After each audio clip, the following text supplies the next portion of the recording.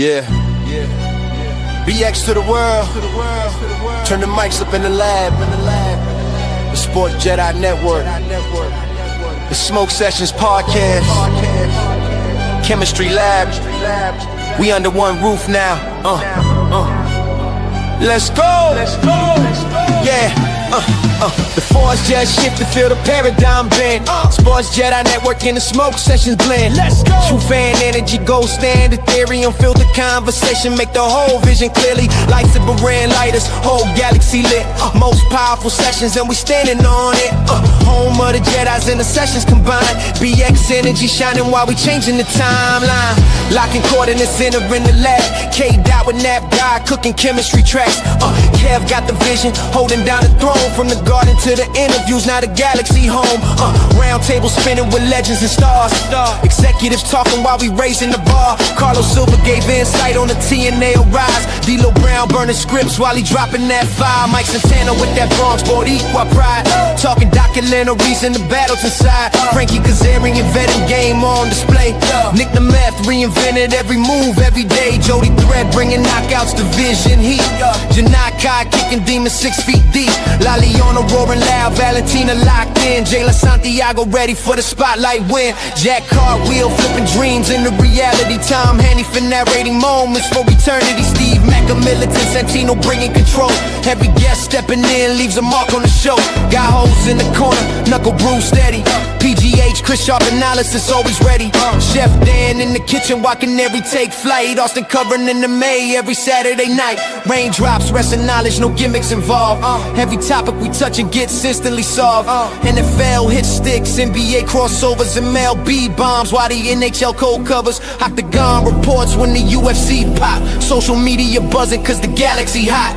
No ceiling above us, no box, we confined. Sports Jedi Network got the culture aligned in there. The force just shifted, feel the paradigm bend. Sports Jedi Network in the Smoke Sessions blend. Let's go. Got that true fan energy, the gold standard theory. Unfiltered, unrivaled, making the vision not blurry. Lots of burning lighters, a whole different move, yeah. Lots of burning lighters, a whole different move. In the galaxy, a whole different move, yeah. The most powerful sessions in the galaxy is true. Home of the Jedi and the sessions. The most powerful sessions in the galaxy. Home of the Jedi and the sessions. The most powerful sessions in the galaxy. 808 knocking with the bass line. Heavy BX spirit in the booth. Whole squad ready. Pop culture covered with the music and news. No clickbait stories, only real point views. Yeah, Nap guy dreaming but awake in the mission. Independent grind built the whole coalition. Streaming through the chaos, never chasing the fame. Cause respect in the culture mean more than the name. Wrestling got streamers, everybody online. But one throne exists when the stars align. Yeah, watch alongs live for the premium fights. Every PPV night got the galaxy hype. From TNA moments to the WWE. We wave from indie spotlights to the legends we praise. Rising stars tapping in cause they know the route. Sports Jedi Network, what the future about. Smoke Sessions vibing, why the Jedi ignite. Two worlds unified and the timing is right. The chemistry lab got the formula now. Building empires while the crowd scream loud. No gatekeepers here, everybody can build. Independent hustle mixed with veteran skill. Every episode another page in the lore. And the force getting stronger than ever before. Unfiltered, unrivaled, under one roof and we built for survival. From the streets to the stars, yeah we setting the tone. The gold standard of sports finally home. Lightsabers high, lighters in the sky. BX to the galaxy, forever we ride. Yeah, BX to the galaxy, forever we ride. The force just shifted, feel the paradigm bend. Sports Jedi Network and the Smoke Sessions blend. Let's go. True fan energy, gold standard theory. Every episode louder, every vision more clearly. Lots of burn lighters, the movement alive. Most powerful sessions and the force amplified. Home of the Jedi and the sessions tonight. Yeah. The most powerful sessions in the galaxy for life. Yeah. Lightsaber and lighters. Subscribe, follow, join the order. Chemistry Lab, Smoke Sessions, Sports Jedi Network. May the sports be with you. Darling.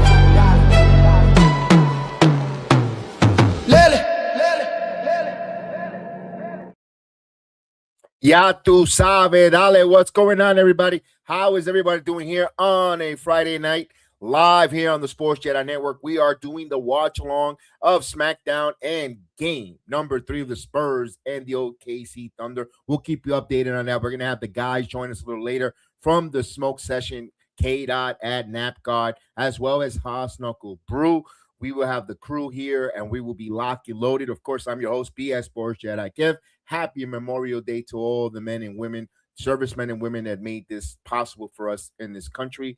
Thank you so much. And yeah, we got a good one here tonight. Don't forget, we are sponsored by Dude Wipes. Stay fresh, stay ready, stay match clean. Dude Wipes and the Sports Jedi Network, wiping the competition out. Also, G Fuel Energy. Fuel your stream, fuel your life. Go to G Fuel Energy and use our promo code PGHChris and save 20% off the savings on any tubs, energy drinks, and so forth. And also fueled by Blackout Coffee. Blackout Coffee. Stand up, wake up, never back down. Choose a company that wants freedom. From here in the United States, Blackout Coffee. Use my promo code SportsJedi20 and save 20% off on all your coffee products here. Either you like it iced coffee, K-cup, whatever, they have it. I recommend the Morning Reaper for you to use, to drink and consume. Very delicious, very good. One of my personal favorites. And of course, our new sponsor, or not my sponsor, but Captain Canary's brand affiliate for your ladies, for your undergarments, Devin and Lang. Go to devinandlang.com. Check out all their undergarments and all the stuff for your significant other or for you guys.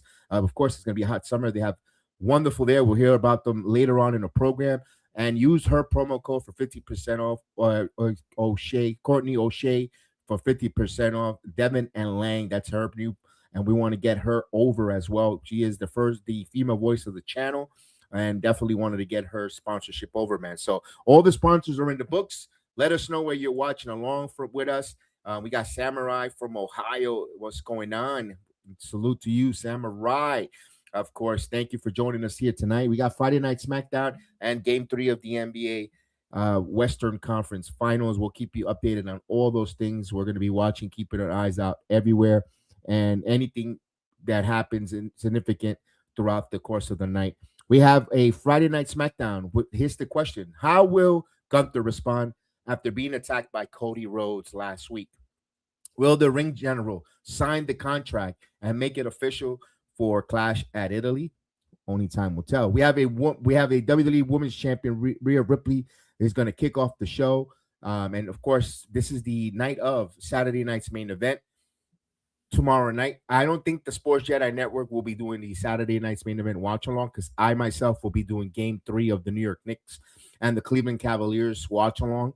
I don't know if I don't know. I haven't spoken to any members of the crew if they're able to do the watch alongs for Saturday night's main event. I know myself will not be doing that. I will be knee deep in the NBA basketball game doing the watch alongs there. Hey, thank you for those have given us a wonderful, positive response, backing for the NBA, returning back to doing the watch alongs on the NBA side and the play-by-play. It's been fun. It's been great. And thank you for the lovely response that you have given the Return of the Knicks podcast here on the Sports Jedi Network. I appreciate it. Definitely love and feel the love. And thank you for the way you guys on the Sports Jedi Network side has received the Smoke Sessions podcast. Been a great collaboration. It's been, wonderful. And we continue to grow together and continue to grow. And hey, I always said this to everybody. No matter, you could see us as a small pebble. And remember, David had a pebble and he took down Goliath. Remember, all he threw was he just fling a pebble and got rid and took down the big, gigantic Goliath. And that's what we are here in the Sports Jedi Network. We might be a small pebble, but we're gonna knock down those Goliaths that have all that thinks they have this streaming platform on a lockdown. You know what? We're gonna throw out our pebble, and we know who is our provider, who helps us throw the pebble, and that's what my mission statement is with the guys. Don't see that the small amount or the impactful. Look, yet we were blessed. Yes, the word is blessed to have Jack Cartwheel on, and he gave us that blessing. And gave us that information that no one had about him being a full-time AAA roster member rather than a WWE ID member. And those type of things we talk about. That's what I talk about. If you think we're a pebble and you look at us, who these guys? Who's these pebbles? Well, keep us that way because again, a pebble took down Goliath, and we're our mission statement is to take out the Goliaths here, and change the industry or change from a fan to a fan, and we really mean it. So yeah, we're ready to go with that. Of course, we got Carmelo Hayes.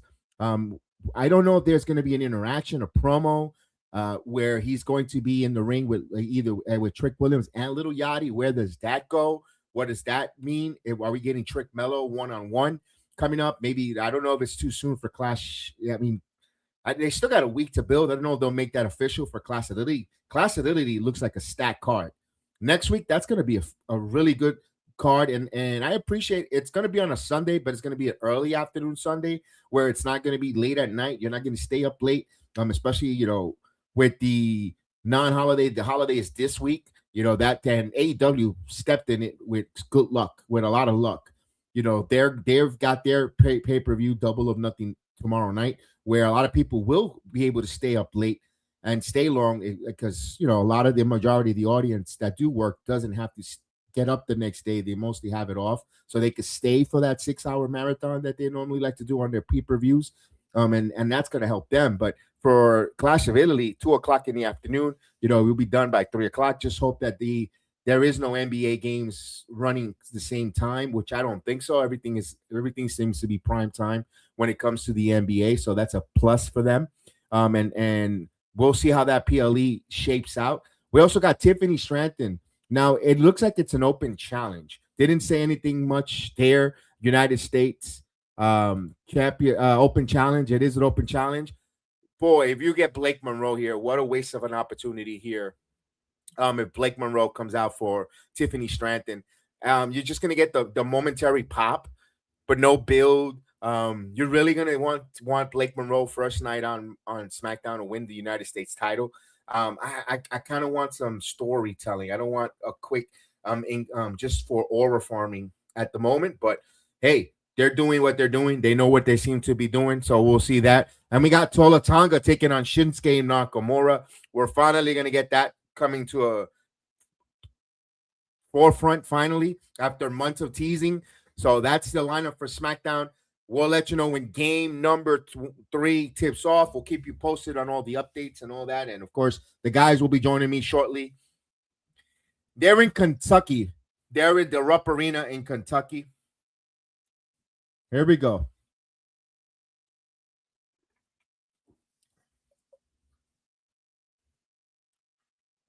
Hey, the arena looks packed. It looks nice. WWE knows how to pack the arenas.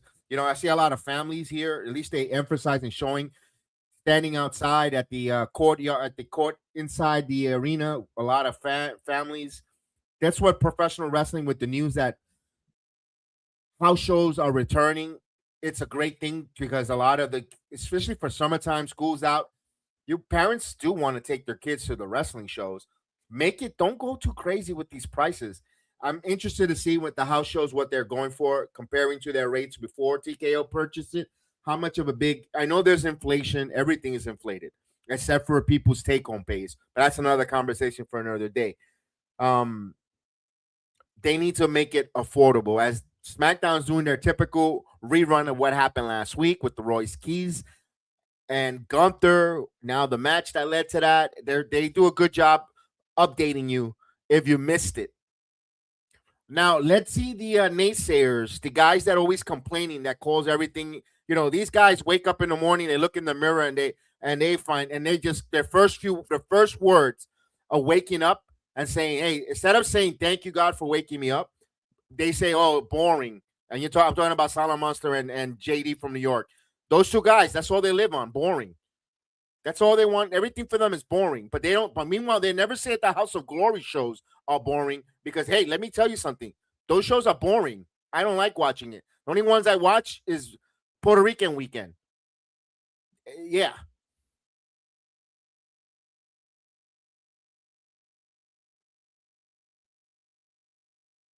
And I'm mute, by the way.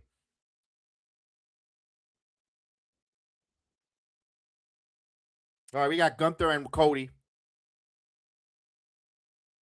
as they got into recaps there. All right, let's go. I want to see some action. I want to see some kick, something to talk about here. Let's go. Enough with the video packages. Let's get in the ring. Let's give me some action, man.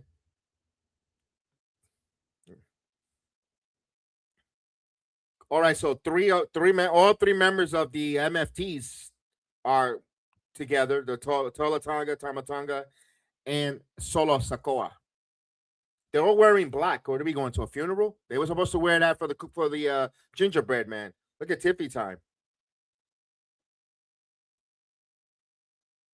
Boy, Tiffany's veneers are sticking big. Yeah, you could tell those veneers are popping tonight.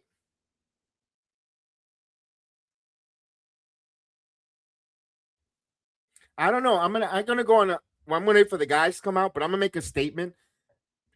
I don't see Tiffany Stanton in the next 3 years in the WWE. I don't know why. I've been watching her career from NXT 2.0 but I just don't see her staying any longer. Something tells me she's not going to be around long.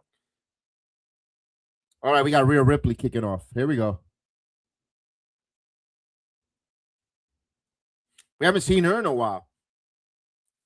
Wow, listen to that massive pop. The little girls are screaming. It feels like a One Direction concert out there.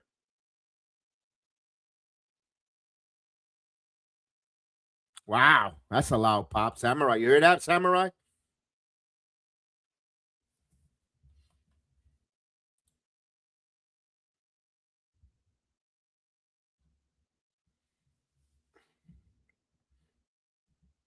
A lot of people were talking about Buddy Matthews not coming back to the WWE, but TNA.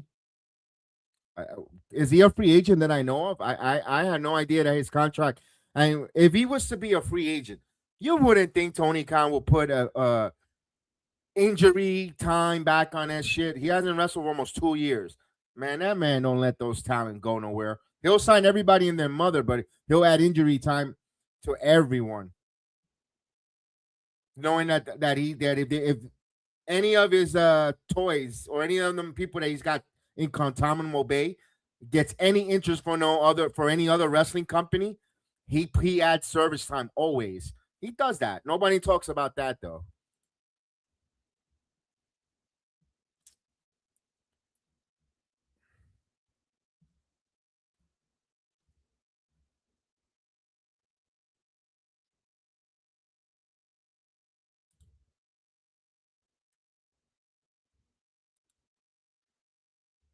All right, we're waiting for Rhea Ripley to get in and start talking.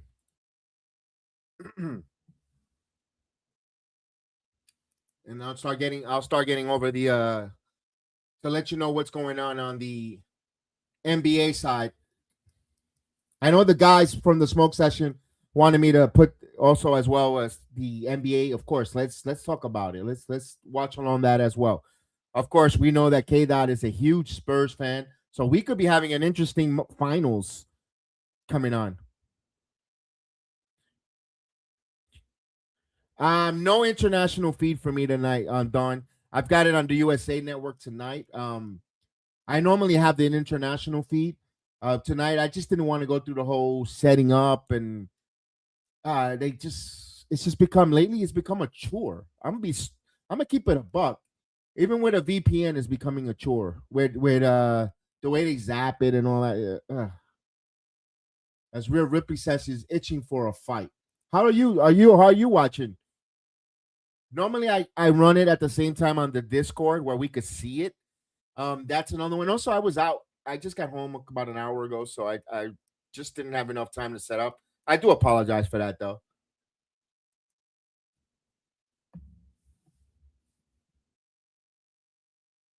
Okay, so we're getting a rematch at Clash of Italy.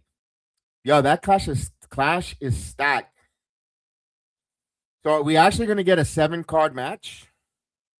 Oh, here's Charlotte Flair. Okay. Here's Charlotte. I mean, okay.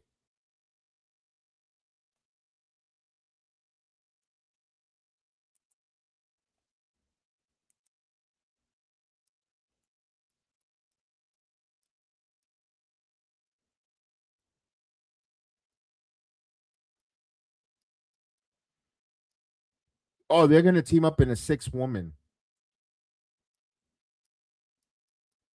Something tells me that Charlotte's gonna cause Rhea Ripley.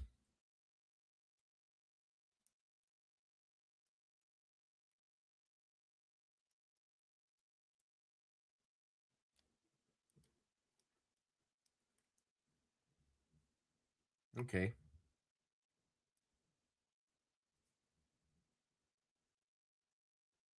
Okay.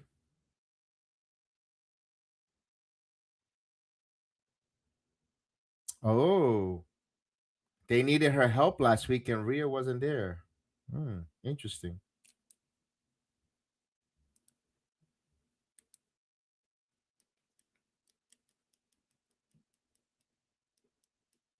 Oh, she went back home in Australia.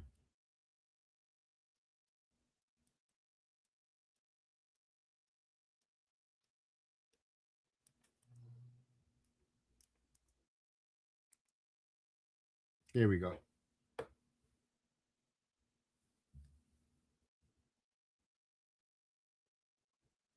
Ooh, Charlotte told that we didn't need you.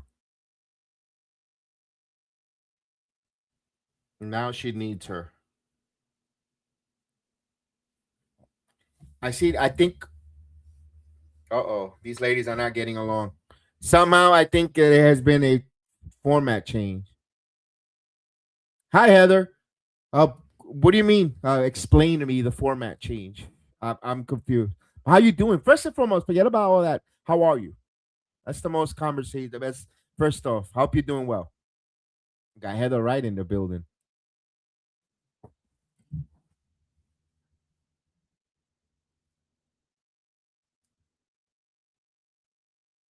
Oh, we got Fatal Influence coming out. Something tells me we're getting a 6-woman tag with Fatal Influence. Here we go. JC Jane, Fallon Henley, Lainey Reed. Isn't this tonight the last night that it's going to go to 3 hours? I haven't heard anything yet, but hopefully this is the last 3 hour Friday Night SmackDown.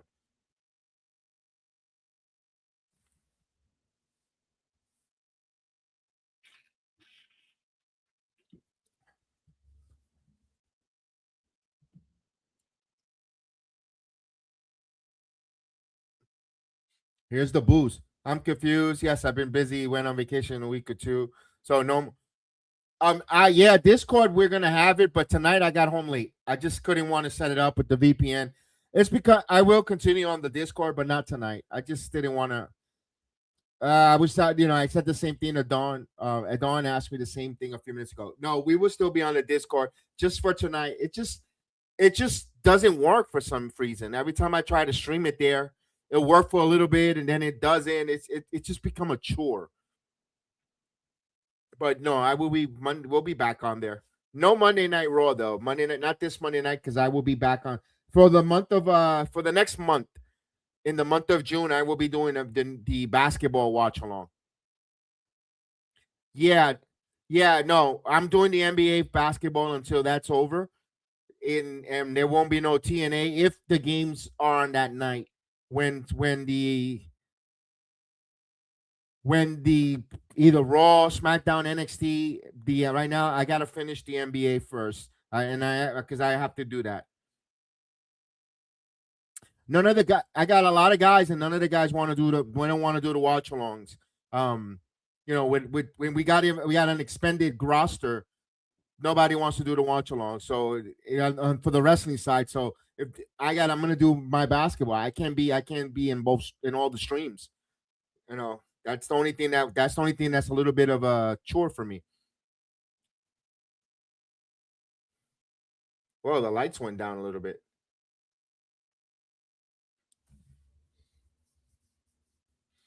I didn't even watch TNA last night. I know that they were taped on the tape. They were. I know Macklin did not beat Santana. Other than that, I don't know what happened on Thursday Night Impact. I don't know when I'm gonna catch it. Be honest with you, maybe Sunday, if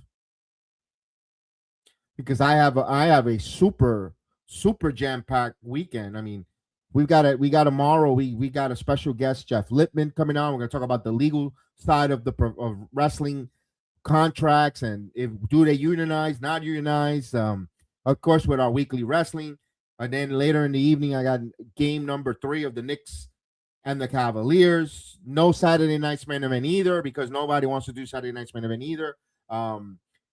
No, I don't. I'm not doing no AEW watch alongs, but I don't know when that review. The review show is probably the next day if that happens. So I don't know. Just stay tuned.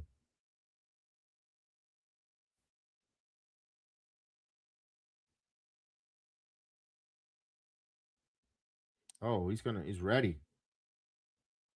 I think Solo is gonna get his ass kicked and get kicked out of the MFTs.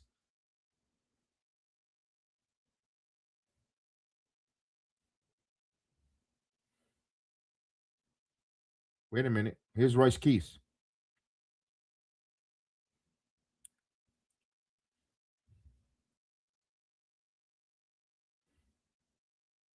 Oh, stay out of his business. Oh, whoa, whoa, whoa. That's a good matchup right there. Talla Tonga and Royce Keys.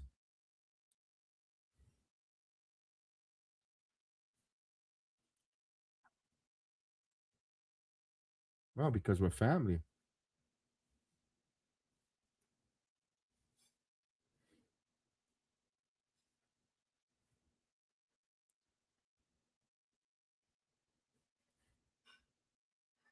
Royce Keys. Does Royce Keys join my Solo Sikoa? I don't know. Yeah, no Saturday night's main event. Nope. I got the Knicks basketball game. At least myself. I'm not going to be there. I can't do the Saturday. I can't do the basketball game and the wrestling both.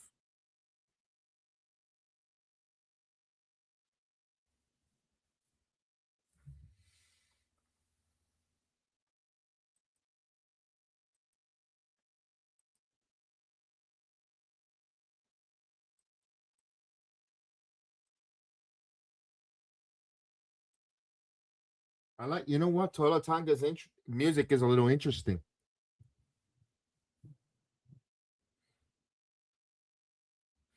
It's not that bad.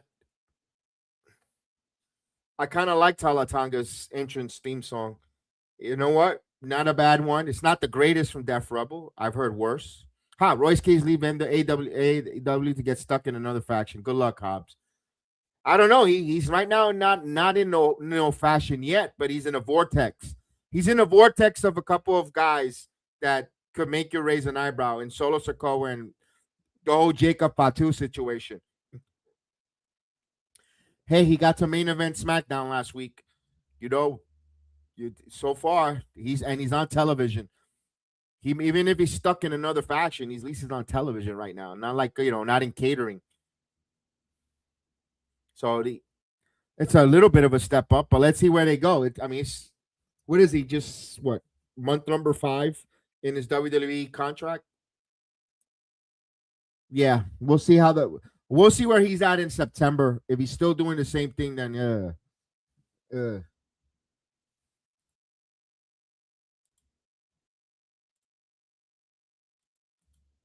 they got a commercial break. Let me see if they're on. Oh, the international feed probably has. The international feed probably has him coming to the ring. Let me see what the international feed tells me. No, they also went on a commercial break. So also on the international feed, they also went on a. That's why I don't go crazy putting it on the international feed on Friday nights because even on the international feed, they give them a bunch of "We'll be right back" with that stupid electronic song.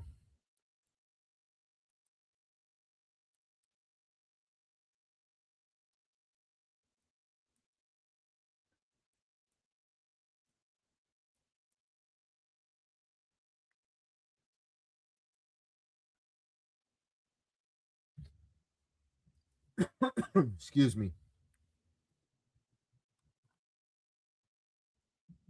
All right, we're waiting for this commercial break last night. Damn, I missed it last night for TNA. We got a I don't know, in the next 24 to 48 hours, we're gonna make another announcement. We got a nice guest coming up.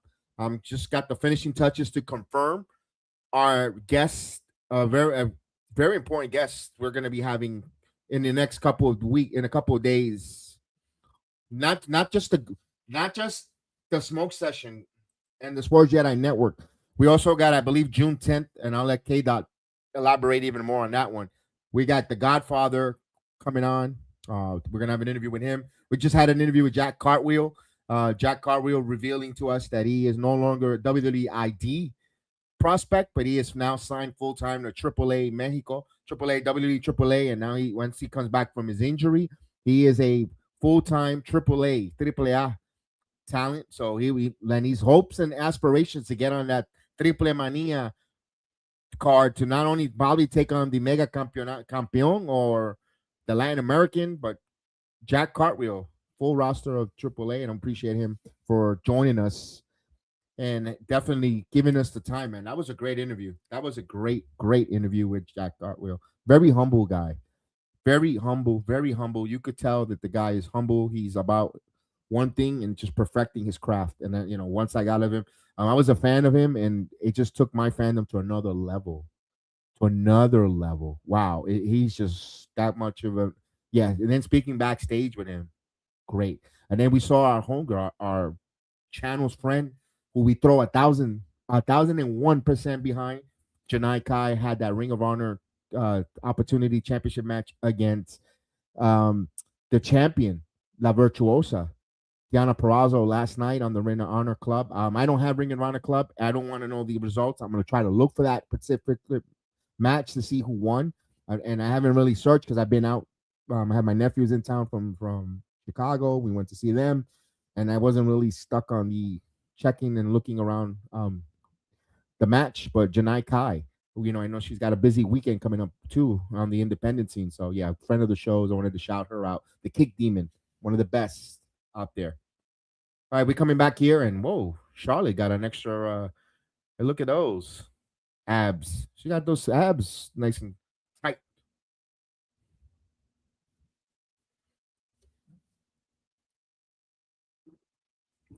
We got about 16 minutes before the tip-off for Game 3. We'll keep you updated on the scores there. San Antonio Spurs and OKC, the defending champions. Pivot, who is going to take a 2-1 game series lead here tonight at the end of tonight. We know the Knicks have a 2-0 lead, looking to stranglehold a 3-0 lead across. And, of course, Mandalorian has come out. I have not gone to see it. I don't even know when I'm going to be able to see it because I'm busy. I should have went. Today should have been the day, but, of course, like I said, nephews came from Chicago. Wife wanted to go see them. We went to see them. All right, we got the Nakamura now. Here's Nakamura.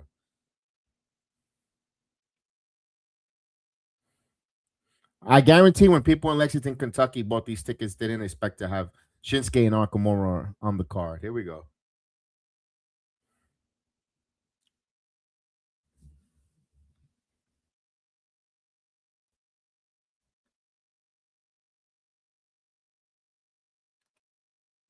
Here we go.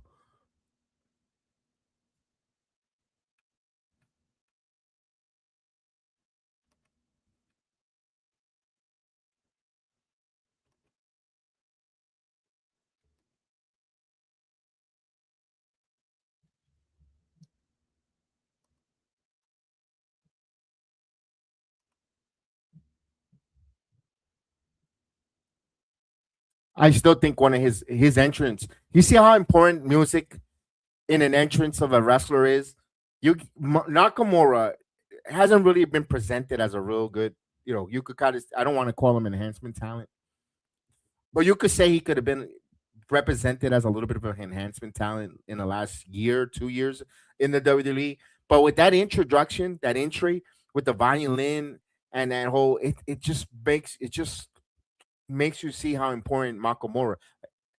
Even if you're watching it for the first time, or not really follower of Shinsuke, but you hear that intro, it if you're a casual, stops you to want to see him and think he's a huge deal, which and when then the in ring goes, and Nakamura could go. He's one of those best wrestlers out there in the world, underrated, that doesn't get the proper respect. And man, yeah, but that intro keeps you invested even more in Nakamura. If you would have come out with a generic Def Rebel new theme, I think we would have been looking at him as a major enhancement. Get him off my television, which I could go further away from what I just said. No, they're in Lexington, and 3 hour drive for me. But 3 hours. But on Memorial Day weekend, that's the roads are crazy. Normally, I can't lie myself. I normally take a 2.5 3 hour drive down south to Miami on Memorial. In the past, many years, for a long time. This used to be a stay. I used to always like to get away for the 3 day weekend to Miami, always to go see my godfather and my god brother and his family and all the family down there. I haven't done that in years.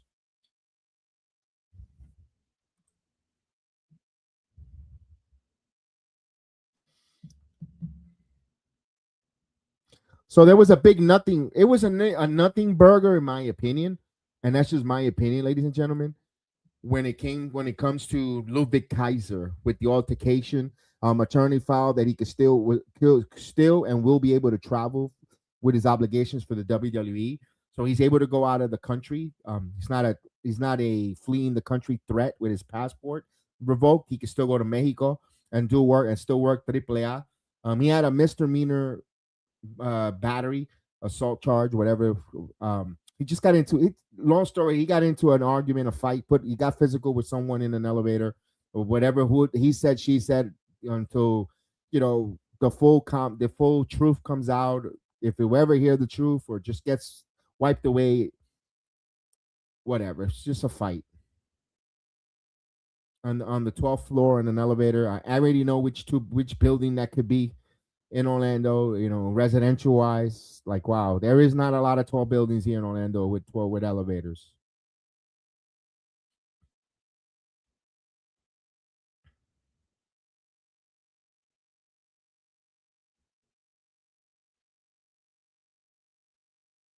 Well, if you're a New Japan enthusiast, these are two guys that we seen them cut their teeth there in that company. Oh, Nakamura goes rambling into that barricade, and they're gonna go on a super commercial. Ugh.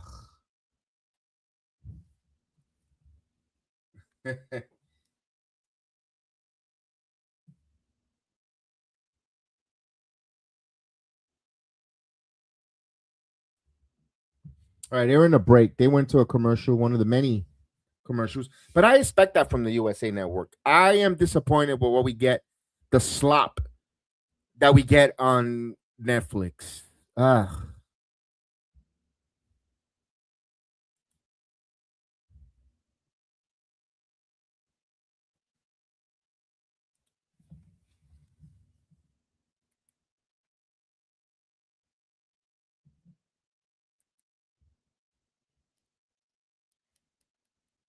Did anyone in the chat or anyone watching with me watch the ending of The Boys? What you think of it? What you thought of it? I don't. Here's the thing that I get a complaint about because of course everyone here's another guy complaining. Yeah, I understand where you're coming from with that, but my gripe or my complaint is you were rushing to end The Boys, right? And you wanted to get rid of it as I got the international feed right now because Talla Tonga's on top of Nakamura, beating his ass. Here's the complaint about The Boys I have. You want to end it, you want to finish it, but then you want to start a spin-off with Soldier Boy going back, a prequel. If you're gonna end it, and then meanwhile you cancel the was it the Gen X Academy, the one the spinoff, where okay, you didn't tell me why that girl was so powerful with her powers. You just decide you're gonna cancel it, but you want to do a Soldier Boy prequel. I'm not invested. I couldn't care less. For those that didn't, this is a little bit of a spoiler alert for The Boys. If you haven't seen it, you could either mute me, whatever. I'm not gonna say anything, but I just didn't like the way it ended. I thought it ended flat. I thought it ended flat. with a cliffhanger. Like, okay, it, that's why I'm gonna leave it there in case people haven't seen it. It's been out for almost a week now. Or was it 5 days? But still, I didn't watch it until yesterday anyway. So yeah, I didn't watch it immediately. And Nakamura trying to fight back, and Talla Tonga as he goes outside to the apron. They're in a commercial in the United States. Internationally, they keep wrestling. They keep going. Solo Sikoa is sitting at ringside. Tama Tonga. Tama Tonga sit also there with him.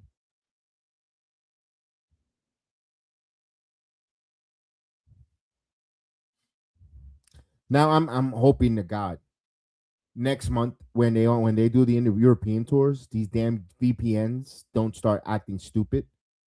Because man,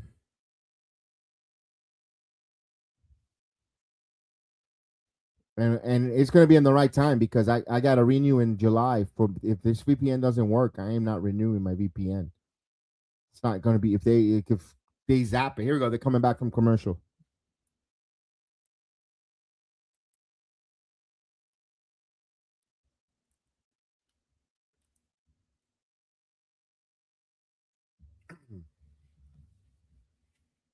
Oh, what a power slam by Tonga.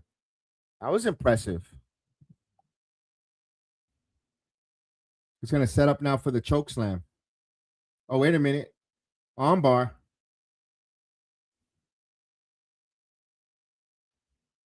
No. Shoulders are down. No. No. Triangle choke. Excuse me. Not an armbar. Triangle choke.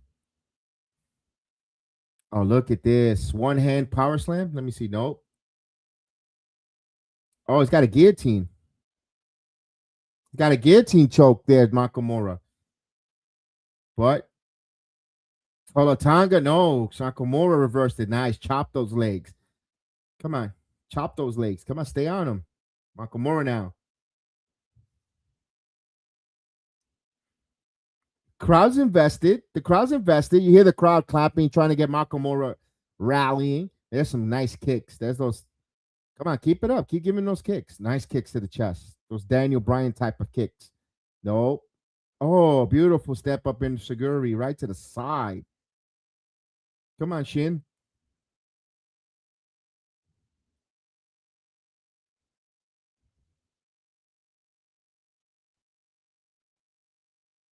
Nope. The big man.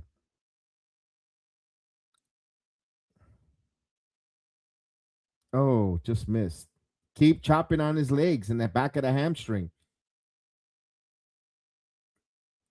I kind of like the psychology that Nakamura was using. We're attacking the back of the legs, the calves. I'm sorry, but I just shouldn't be a match with Tama. I mean, the Shin is history with him, not baby Hikaleo. Um, I think they're trying to see if he gets sympathy or he'll on Shinsuke when they beat him up, Heather. I think they're gonna see if he's going to feel sorry for his friend Nakamura, or I think that's where they're going with the heart running or pulling at the strings of emotions. Oh, here comes Solo Sikoa. Try to get involved, and he got kicked right to the side of the head. Here we go. Oh, what a power slam by Talla Tonga. That was impressive. I didn't see that from this big man. Choke slam. Down he goes. Damn, he kind of went down on the side there. That should do it. Yeah. But I didn't like the way Shinsuke landed on that choke slam. Ugh. But that was impressive. That was impressive for Talla Tonga because he caught him in that kind of that Randy Orton power slam and then right into the choke slam. And now here we go. Now they're gonna beat him up. This is where we're gonna find out. Thomas. Here we go. Here we go, Heather. Samoan spike time. Nope. Talla Tonga is not gonna let him Samoan spike it. Nope. Here we go.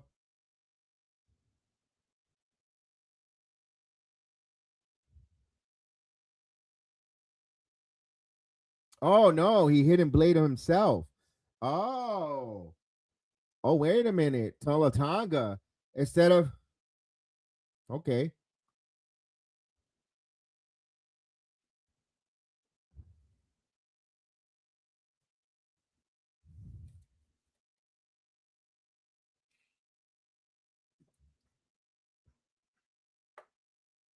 Why is Damian Priest coming out? Damian Priest is coming out with a chair to save Nakamura. Oh, he wants a piece of Talla Tonga. You know what?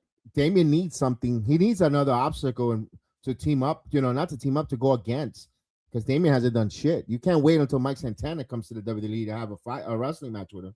Oh, now he's wearing BX on the side. Now he decides to acknowledge Bronx there for Damian Priest. Now you decide to acknowledge BX. They got to do something with Damian. Yeah, they need to. All right. I kind of want to see Damian Priest and Solo Sikoa rather than Talla Tonga, but hey.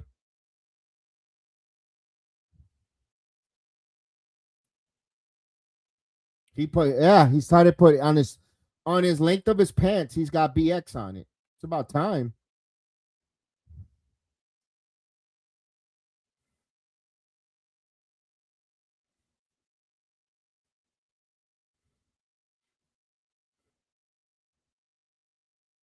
Now they're talking about the tribal combat. They're gonna do that recap, which is not bad on a 3-hour show, but I don't know, guys.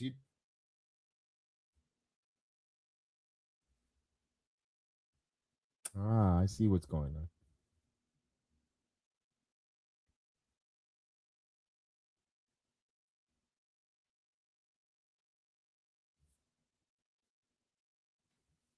Yeah, that Clash at Italy is stacked.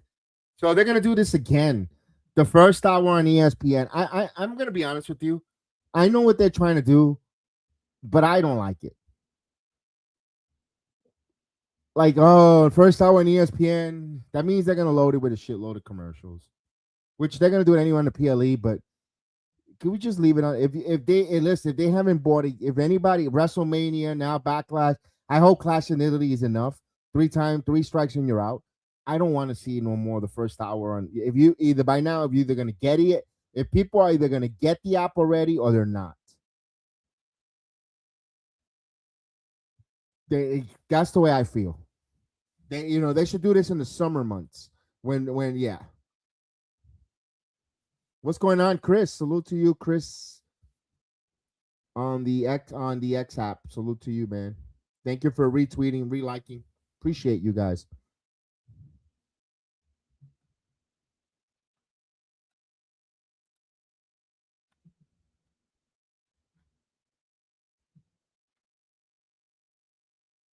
All right, we got Charles Robinson having a conversation with Nick Aldis. The lights went off. What the hell? Lights back on.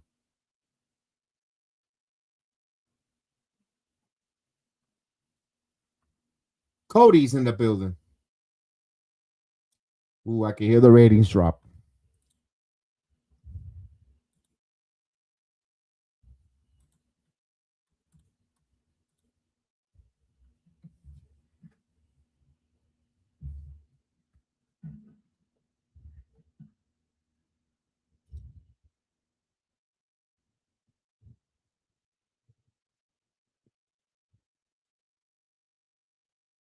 Yeah, please hit the like button, please. Appreciate you guys. Sami Zayn. As Cody turns, Sami Zayn's right in his face. All right, here we go.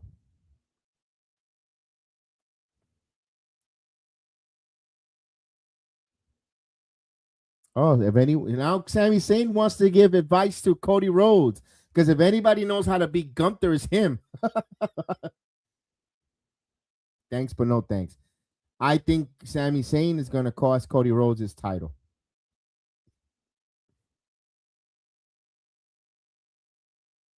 Oh, Sammy got offended.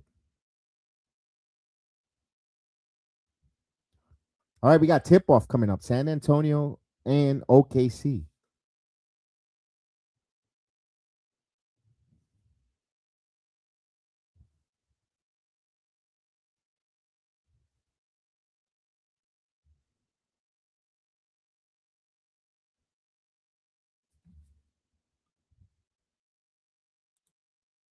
He keeps saying these ride or die fans. There is none.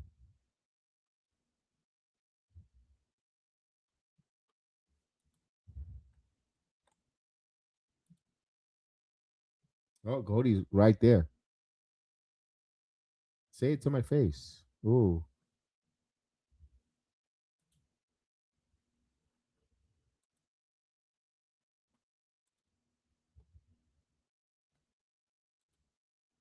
Uh-oh. Uh-oh.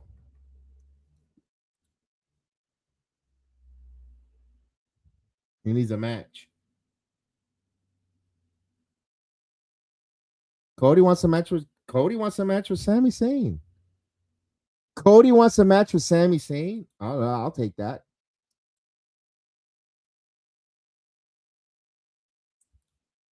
Oh, we got Tiffy Stratton coming out. All right, it's Tiffy time, ladies and gentlemen. It's Tiffy time.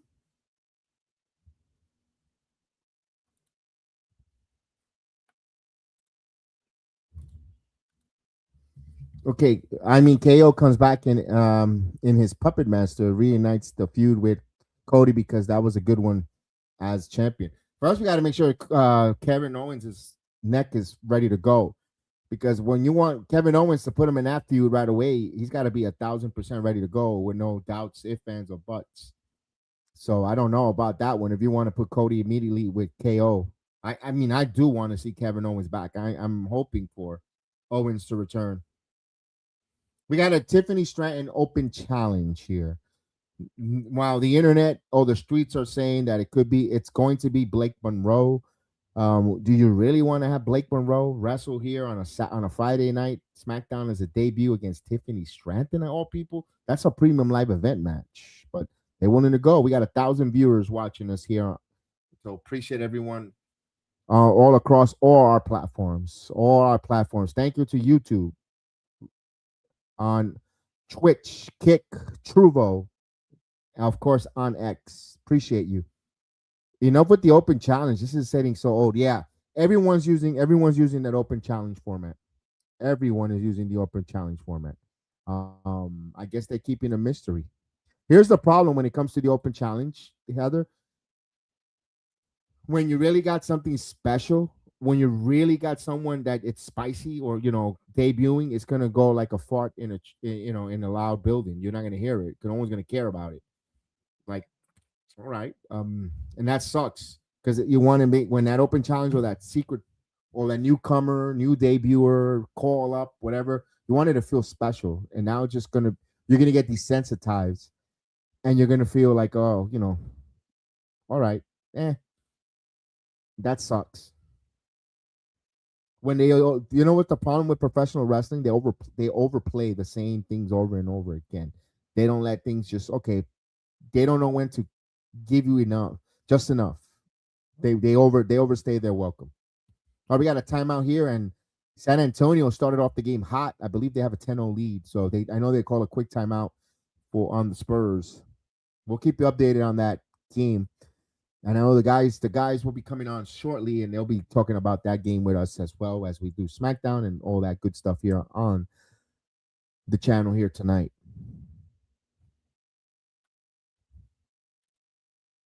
All right, we're gonna find out who answers the challenge.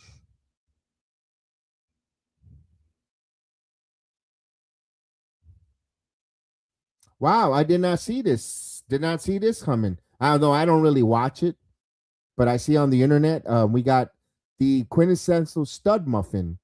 Joe Gartner has arrived to JCW, the clown program. So he was there. Interesting.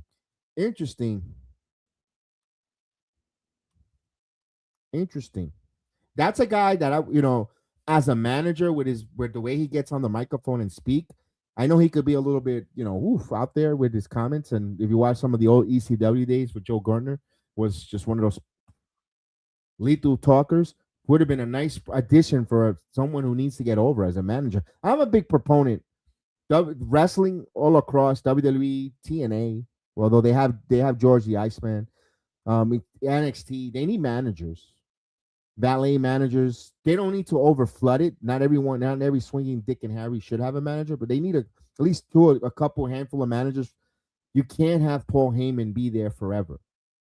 You need to start bringing the next Paul, grooming next Paul Heymans, the Cornettes, the Bobby Heenans. You know, the Don Callises. They need those. We need those. That wrestling needs that. Wrestling always need that. And not just talking about getting a Miss Elizabeth, a lady that looks there and just smile and ditzy. You know, if you're gonna get a lady there as a manager too, you need kind of a Sherry Martel. You know, Sherry Martel will go out there and cut promos. Not only that, and will rake the shit out of your eyes and bite you and do whatever needed for her man or her talent or her client to go over. You know, that's an art form that's lost in wrestling all across the board. You know, and it's missed. It's missed. And it's not to bring someone so she could marry someone else while being married to the talent that she brought up. I'm talking about Lana. We don't need that. That was Vince's perverted mind. We don't need that. We need if we're gonna bring lady managers who's going to have an organization, who's gonna run things tough, all that good stuff. We need managers. We need managers who could cut promos, who could have that conversation, who could tell a story with their mouths, with narrating a story of their talent that they're representing. Is missed in wrestling so much. Jimmy Hart, shout out to those guys. Even Colonel Robert Parker in WCW days.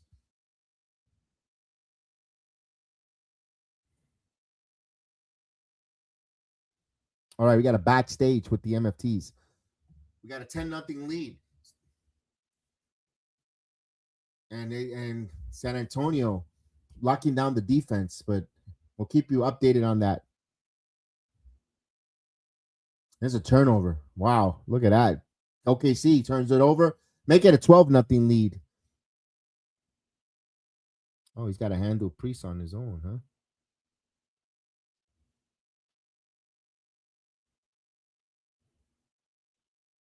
So Solo's got to handle Priest on his own. Another turnover.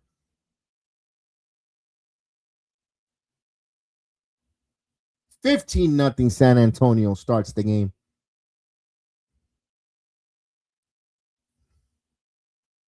So the first 3 minutes, they are on a 15-0 run, all the Spurs. All right, we got Tiffany Stratton. We're waiting to see who is her opponent here. Almost had turned the ball over again. And blocked by Wembyamba as Harkenstein goes down. Did they call a foul there? I think they might have called a foul. All right, open challenge here.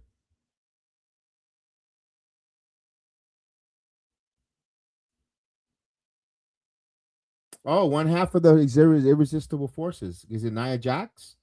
I had to wait a minute to find out whose theme song is this. I'm like, who is this? Oh, it'll be Lash Legend. Lash Legend. She's in wrestling gear, not Nia.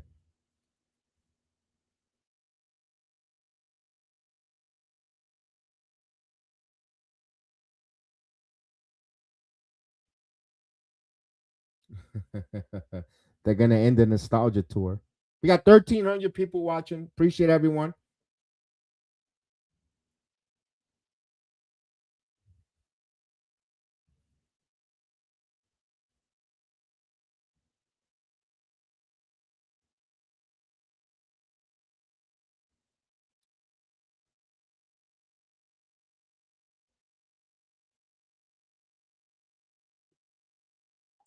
Harkenstein finally scores for OKC. So they almost went a half of a quarter without scoring.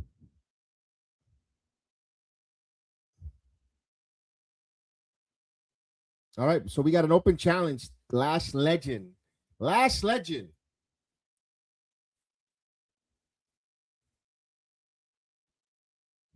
This match I seen a lot of times on NXT. But this is a different Lash Legend. The last time Tiffany took her on, so this is gonna be interesting. And Tiffany's mighty thinned out a lot. Lean. She's leaned down more. Tiffany was more muscular, more bold, more stronger last time she took on Lash Legend. And Legend looks, yeah, she's stacked.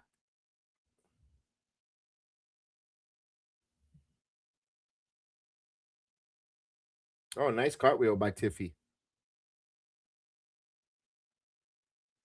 Oh, nice missile drop kick, but Lash with a shoulder tackle.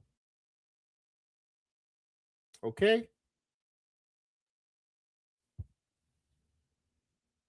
Yeah, I thought I was going crazy seeing this. In my peripheral vision, I see that can moving on its own, and like it's because of the fan. Oh, another missile drop kick there by Tiffany Stratton.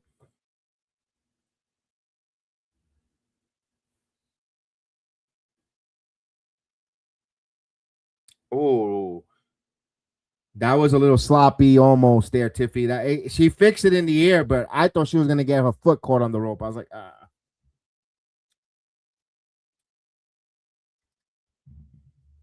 Oh, chokeslam right on the apron.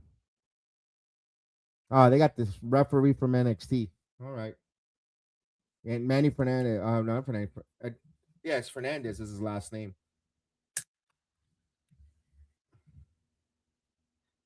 Oh, Tiffy time. I mean, here comes Chelsea Green coming out.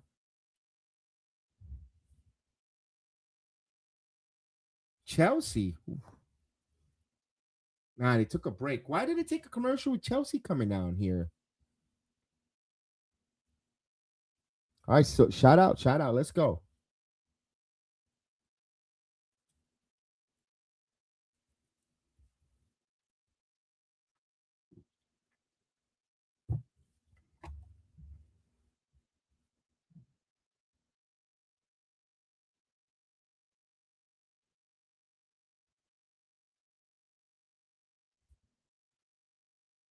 Oh, so they got this. Okay. Spider-Man in the verse. Oh, Spider-Man New War. Where is this on?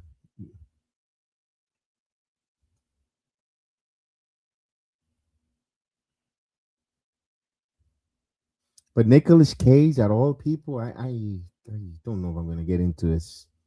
I'm on Amazon Prime. Yeah, it's gonna be sucked.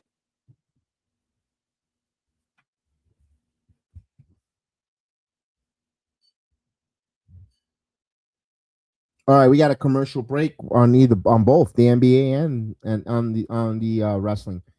So I won't be able to switch back to the international feed. But we got Chelsea Green has come out to join Tiffany Stratton. Now it looks like it's going to be her on her side. I wouldn't be surprised if Chelsea turns. Remember, Chelsea is no longer with the Secret Service. Albert Fire no longer with the company. Piper Nevin still recuperating from neck surgery. I wouldn't be surprised Piper Nevin when she returns and gets cleared, then they'll release her.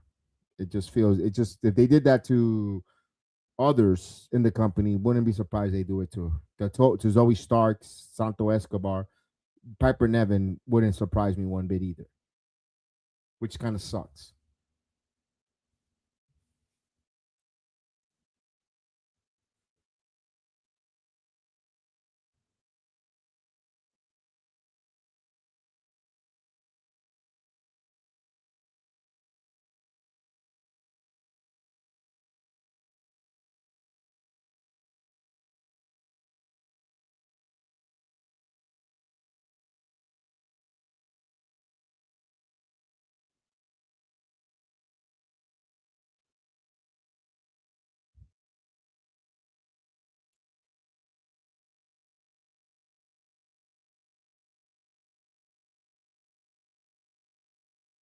All right, we're waiting on this commercial. Sorry, I'm a little bit quiet. While we wait, you know what? While we wait, I'm gonna plug.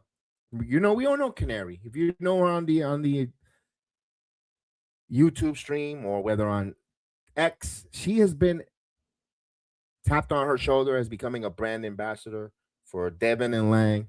We're gonna hear from them real quick. All right, crew, we've got a massive announcement today for the Sports Jedi Network. You guys know we only bring the absolute best into the galaxy, and today we are officially welcoming our very own Captain Canary as the newest brand ambassador for Devin and Lang. Look, if you haven't heard of Devin and Lang yet, you are missing out on the most premium, sustainable, and insanely comfortable apparel in the game.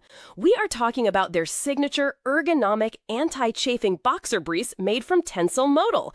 Whether you're sitting in the chair for a 3-hour live stream, breaking down tape, or on the road traveling to the next big premium live event, this is elite tier comfort. No distractions, no chafing, just pure support.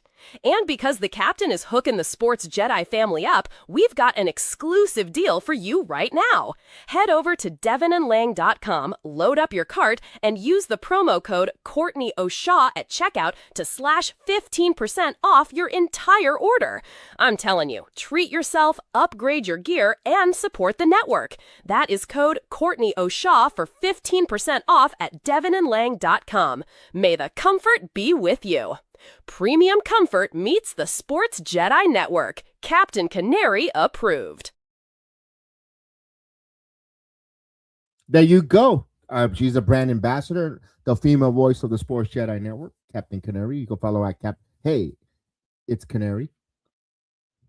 Yes, that series is from the Miles Morales from the Spider-Verse, from the multiverse universe of the Spider-Mans. It's supposed to be the black and white, kind of a Spider-Man gangster type of deal. All right, so Tiffany Stratton in control of this match back and forth. Of course, Devon and Lang for you ladies for the apparel. Save 15% off for all the different undergarments, apparel for also men. They also have things for men there as well.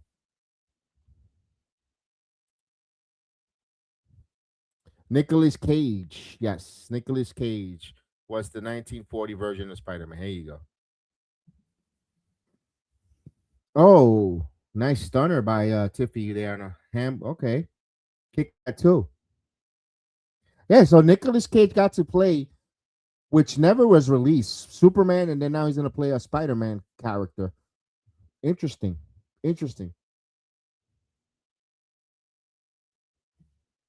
But OKC has come right back. 16, it's 21-16. And here we go. Oh. Hurricanrana, no, a little sloppy there. Alabama Slam, no. She was trying to go for the Alabama Slam, but why just power bomb her? Okay. Oh, she was one count away from winning the United States title.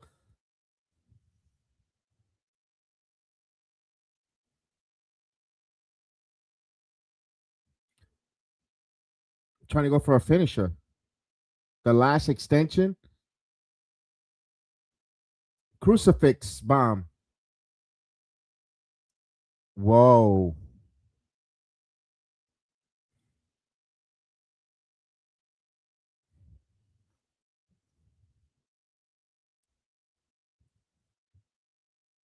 No, you're still Heather. Whenever you're ready, it's whenever you're ready. If you're ever ready, you're more than the offer's always there. Just let you know the offer's always there. So just let it know. I know you had your adventures with Miss Karen, doing your due diligence as a great daughter-in-law and other stuff. So no, you're ready whenever you're ready. Here's a cover. Oh, Tiffany got the pin there on the roll-up. Tiffy defended her title, and Chelsea is trying to befriend her. I think Tiffany's gonna get betrayed by. Oh, wait a minute, Chelsea Green, and she doesn't want nothing to do with Chelsea. Tiffany's a heel. Tiffany is a monster heel. She doesn't need to be a baby face. Chelsea, she needs to beat up on Chelsea so we could get the heat back on her. But you know what the thing that sucks? Blake Monroe is a heel as well. And when they go up against each other, if you know that's gonna happen, that's eventually they're gonna cross paths sooner or later, probably in Minnesota, whatever the case is. But I mean, if they're keeping her as a baby face, I can see why. They want Blake Monroe to go over as this heel. Yeah, whenever you're ready. No rush. I mean, we are expanding majorly on our channel. Majorly, with the smoking sessions. We've got some good stuff coming up. We got a nice one tomorrow with our special guest Jeff Lippman from the Gardens of Thoughts. As you've seen some of his things, some of his programs on my channel already. He's got a folder, or you could say a section of the Garden of Thoughts and all his shows on the audio platform. He's going to talk about the legal side of the contracts and may possibly unionizing with us. So he's going to break that down. Of course, that's his area of expertise. We're trying to work on some others that are in that area of the legal side, possibly for tomorrow or upcoming. Yeah, so we continue. We got some interviews coming up with the Godfather. We had the guys. The guys had a great interview with D'Lo Brown before joining us. When they joined us, but that was already booked before they were under the umbrella here at Sports Jedi Network. That was their fine. That was great. Of course, we invited him with the Jack Cartwheel interview. K Dot did a hell of a job. It was funny. Of course, what we love about K Dot is the humor. You know, he brings that other side of the humor, the funny jinx. I like to be funny, but I consider myself doing dad jokes. You know, but he just brings all in all humor with all that stuff, and he's really great with it. Haas Knuckle Brew always with that hard hitting facts, and I love it. And as PGH Chris, very sharp minded. Everybody, Nap God, knowing his history, knowing the love and the passion and all of them. So we all got a different personalities that when we get together is a working, it just works. That's what got me excited, and it's going to continue to grow more and more and more. We got some more things on the horizons, sponsorships, hopefully, getting more and more opportunities there. All our interviews with all the TNA wrestling, that's not going to go away. We're going to keep bringing more. We're going to hear more from the world of total nonstop action, NXT, so forth. You never know what things happen. You never know what who might show up on the Sports Jedi Network. Big dream to have a conversation, of course, with a lot of different people.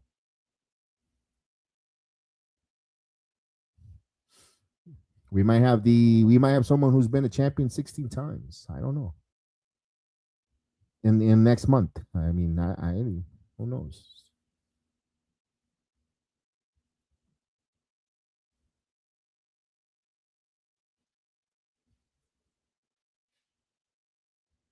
And also, we want to still also not forget and still keep spotlighting our independent wrestlers.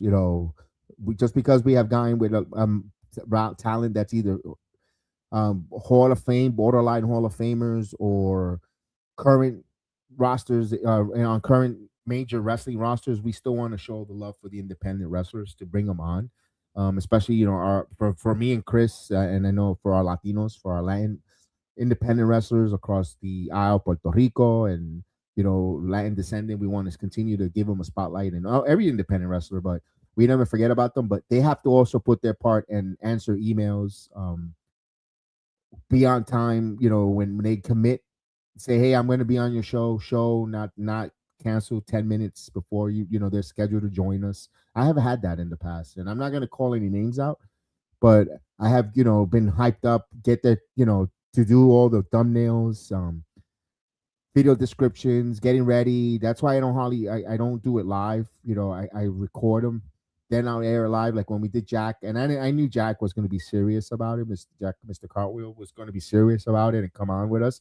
But I still don't want to do it live. Even when I do the TNA talents, I don't do it live either. I want to record it, make sure it goes through, make sure everything's set, and then we air it afterwards. For that reason, because they have a couple of independent wrestlers that say they're going to come on and they don't show up, and they'll just give you, I even had the answers. I totally forgot about our interview. I just asked you 2 days ago. How did you forget? Things like that. Just say no. Don't say, and also we want to give them a spotlight. Look, we've been trying to reach out to All Caribbean Wrestling. That's the one company I'm going to put a little bit on the blast.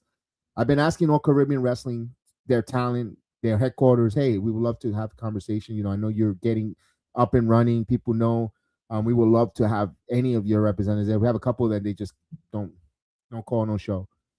And I'm like disappointed with that one. I was very disappointed with the whole organization there. All we want to do is people to know about All Caribbean Wrestling. I mean, the name itself, coming from for most of us that are from Caribbean descendant, we want to emphasize a company that has All Caribbean. All right, we got something going on with all this Oh, Danhausen has got his cloning machine. This is supposedly we're getting Baron Corbin or some type of wrestler that is Baron Corbin coming, and he's going to come out from Danhausen's cloning machine and the gingerbread.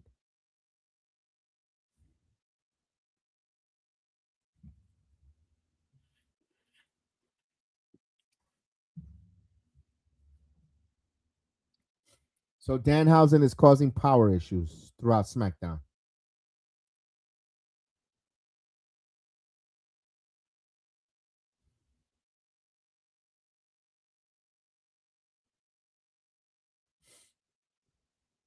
Danhausen disappeared. Nick Aldis is gonna look underneath the blanket. Who could it be? He says, "Don't touch it."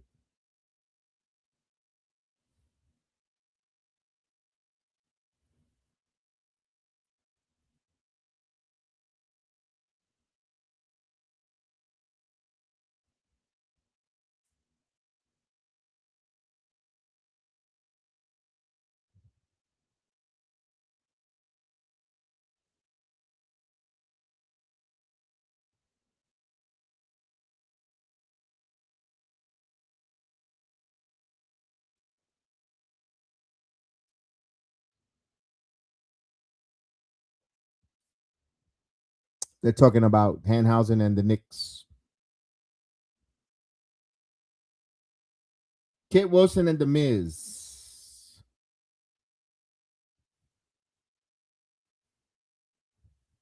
This is the gimmick that Danhausen did with PCO when they were in Ring of Honor together. Ah, I didn't know that. I did not know that. Thanks for elaborating and letting me know that one. Nice one. All right.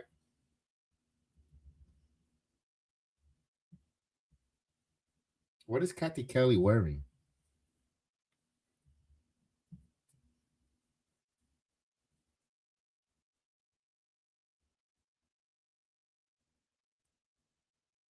We got Axiom or Fraxium.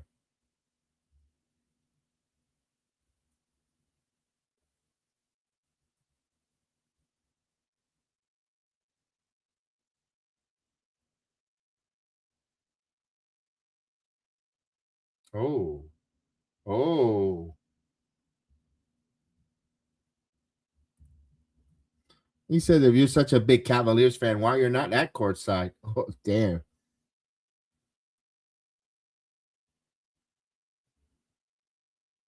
We look like we're getting a tag team with Fraxium. So we got 2,000 people watching along with us. Appreciate everyone. Thank you so much. Let's get those likes up. Oh, everything he touched turns to garbage. This is where PCO got his electric chair gig. They went back and they kept bringing him back to life. He bought the variation, that Frankenstein gimmick, when he first came to TNA. All right. I did not know that. Here we go. We got Trick Williams now. Now, Trick Williams should be coming out with Little Yachty. I believe he's getting addressed by Carmelo Hayes, or they're going to call out Carmelo Hayes for that United States title match. I don't know. But listen to that crowd whooping that Trick as he coming in his rotating platform. Is Little Yachty there with him? Yes, he is. Little Yachty is coming out now.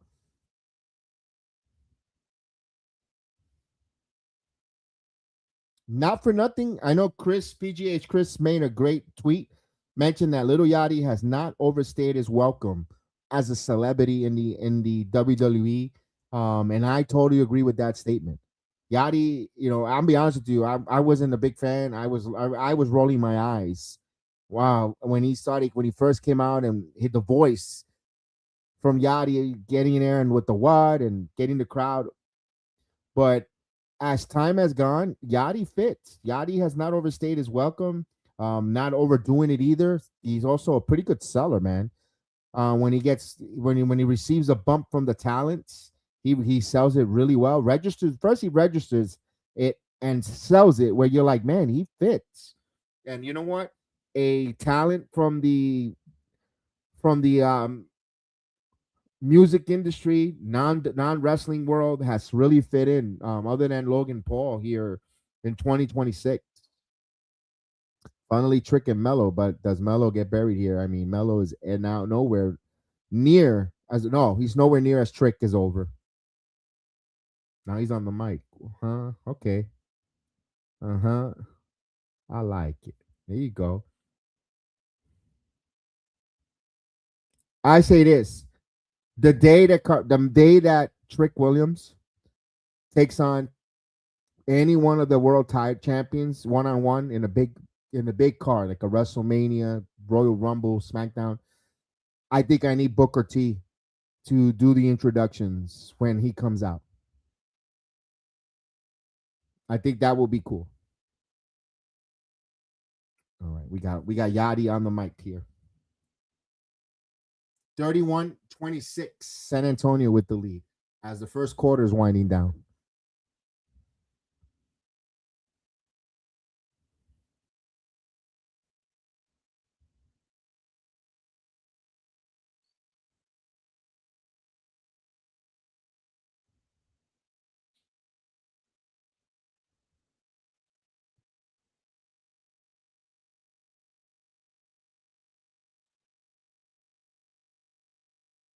Here comes Melo. Yachty did not like him being interrupted.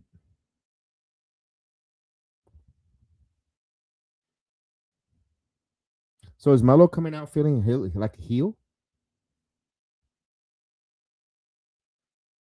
I'm not gonna lie, Melo does work better as a heel.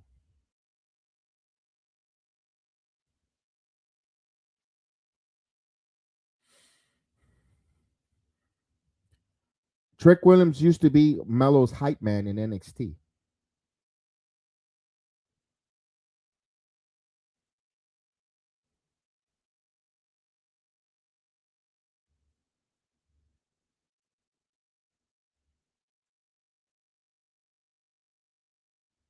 Oh, he's asking Trick. He needs to do the right thing. Get him a match. Oh, he screwed him.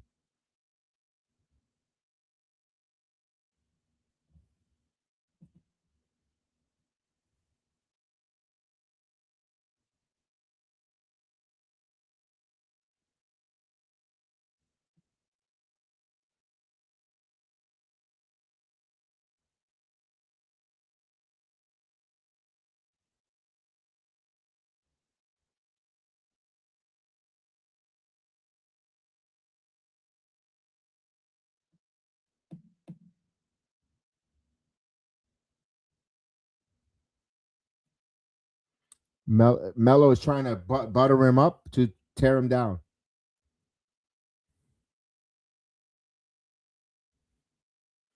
Big difference being a champion and carrying a title. Let's see. And he carried the brand.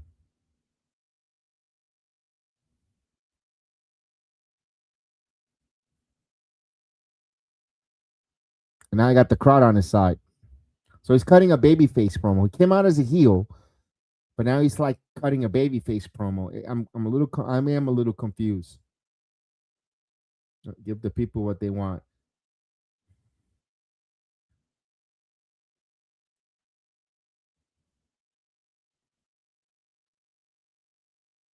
He wants a match here tonight.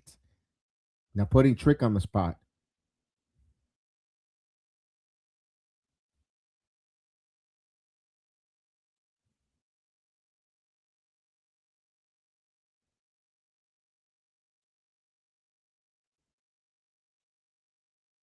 See, Little Yachty could be the heel and say he's not going to give him that title match, not Trick, and Trick doesn't lose his credibility with the crowd, especially the people in Lexington, Kentucky.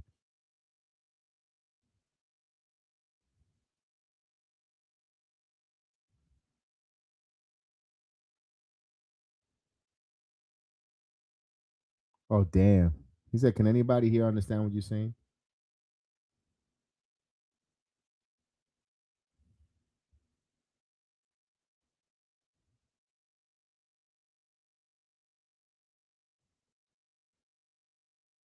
Oh, he called Little Yachty his secretary, getting under the skin of the heel.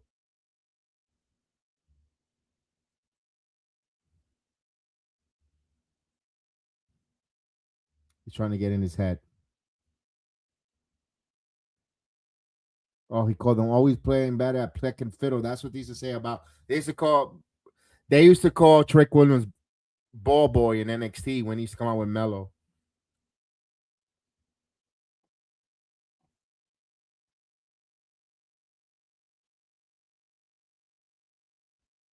You don't eat no dirty rice and don't chew his cabbage twice. That's a new one from Trick. That's a new one from Trick Williams.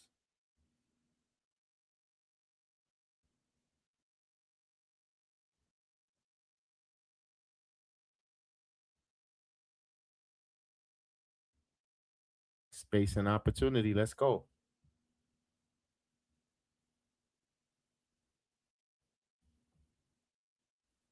Let's talk about it. Trick and Mello. That should be your main event. We got 2,200 people watching along with us.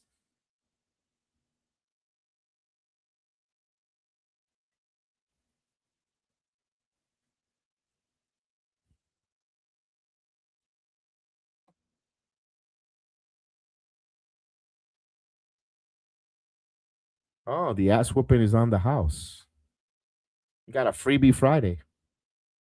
A freebie Friday here. Let's go. 9 o'clock hour. They didn't leave it for the main event. They didn't want to leave this for the main event. Okay. Charles Robinson is out.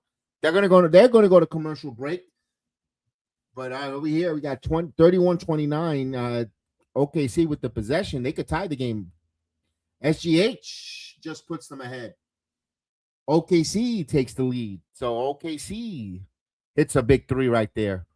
The MVP. And now they stole the ball away, stripped and taken away. Wow, what a momentum change.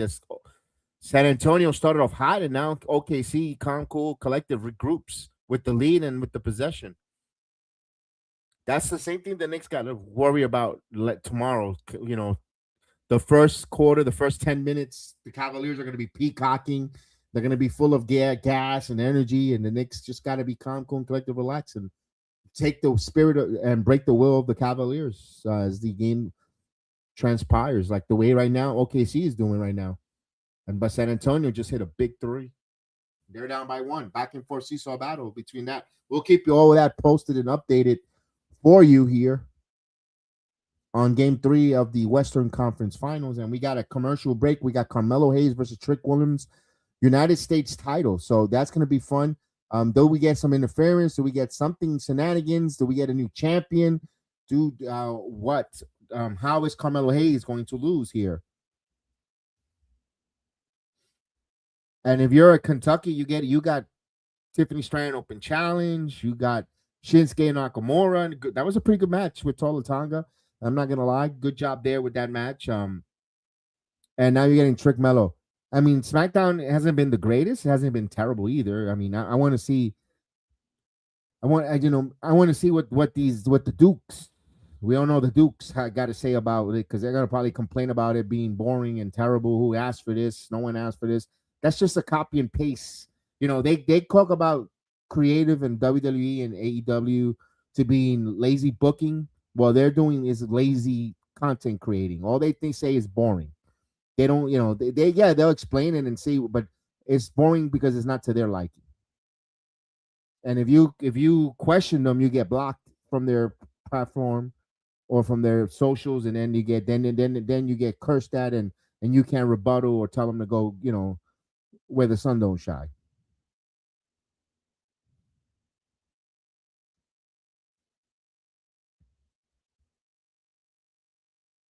All right, we're waiting to come back from a timeout right now. Yeah, look at that backdoor cuts there by the OKC Thunder.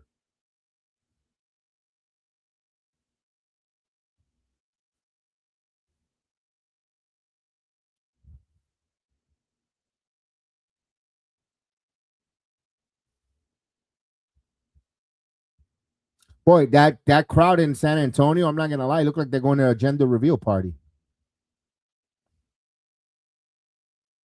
with all the shirts.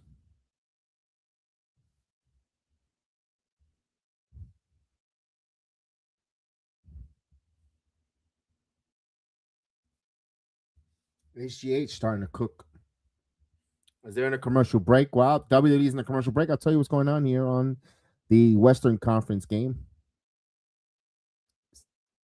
Harrison Barnes with the basketball. They moved the ball there. Let's see. Barnes in the three. No good. Offensive rebound there by San Antonio. Nice putback. That was a nice, good job. Right spot at the right place there for the Spurs. Here we go. The match started. Let's go. All right, we got the side headlock here by Trick on Melo. This is one of your big matches that we saw a couple years on NXT ago. Yep. Oh, nice shoulder tackle there by Trick Williams. Scoop. Nice body slam by Trick. Melo looking back. Another scoop. Nope. And you know Trick Williams is going to want to show out here to another gear versus Carmelo. Melo's it's a great performer. But Trick, almost. Oof. You know, Melo, beautiful drop kick. Typical Melo there. Love it. And Trick Williams wants to show out a little more because, he's been around the world, wrestling and for TNA and so forth. Like it. Torn here. I don't know who should go over on this one. I'm with you, Heather. I like Carmelo Hayes. A big fan of him before he, wanted him to come up back in that time where they did Clash at the Castle in Scotland. When remember when Riddle got suspended, I was like, bring Melo up. I've been a big Melo fan. Trick Williams, knowing them both personally, knowing them both and spending time and speaking to both of them. This is the one of two really good wrestlers that I really like. Two good, acquaintances. Come on, Christian. Now,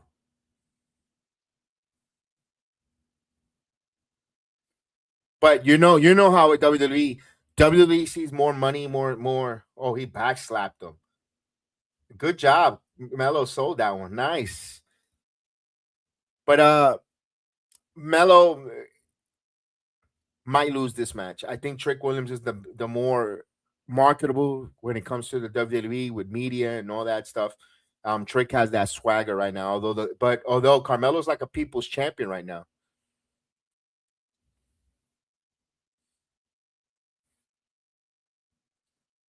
Oh, nice step up in security there by Carmelo.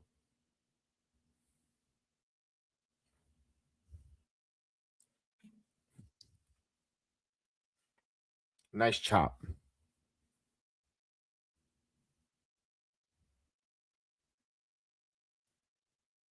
Oh, that leg lariat. Melo, another leg lariat. Oh, sunset flip. Ooh, almost had a near fall. Nope. Unagi got it. The bookend. Oh. And he caught him in the air. He was trying to go for that first 23.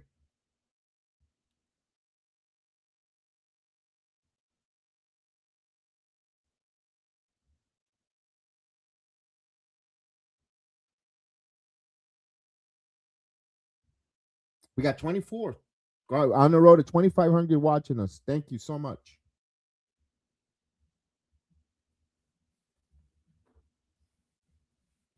And speaking of the NBA, congratulations to OG Anunoby, named NBA All Defensive Second Team. Little Yachty. Little Yachty with that tracksuit. Not yet, Norton DC. I think it's next week. It's next week for 2 hours. How are you, Norton? I hope you're doing well, man.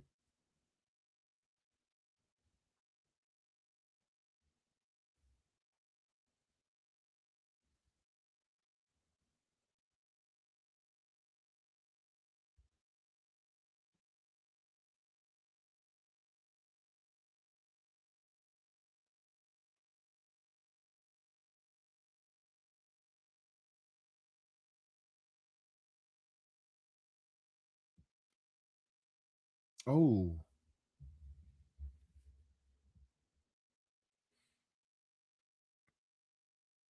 You know when I think the SmackDown comes back to 2 hours? When they return from Europe.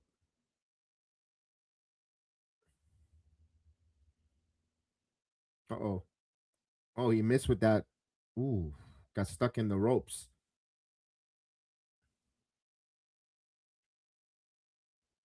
Melo's gonna go flying.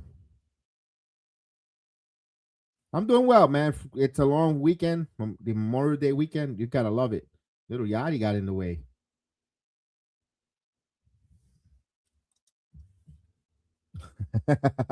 Oh, Yachty looking in. What you gonna do? They went to a picture in picture. Shut.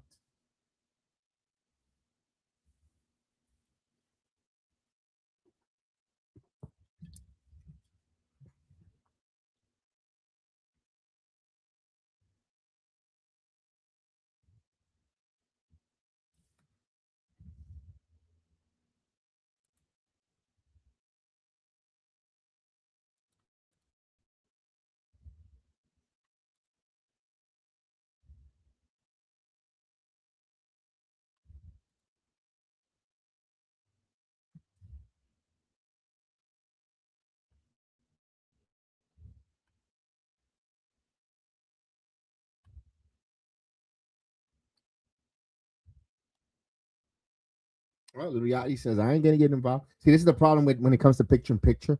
You tend to you tend to not really pay attention too much, even though they good action happening.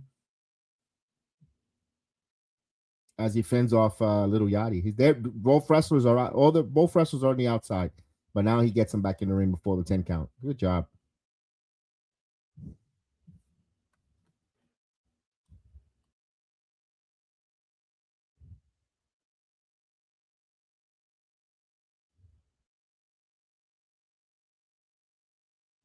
Ha.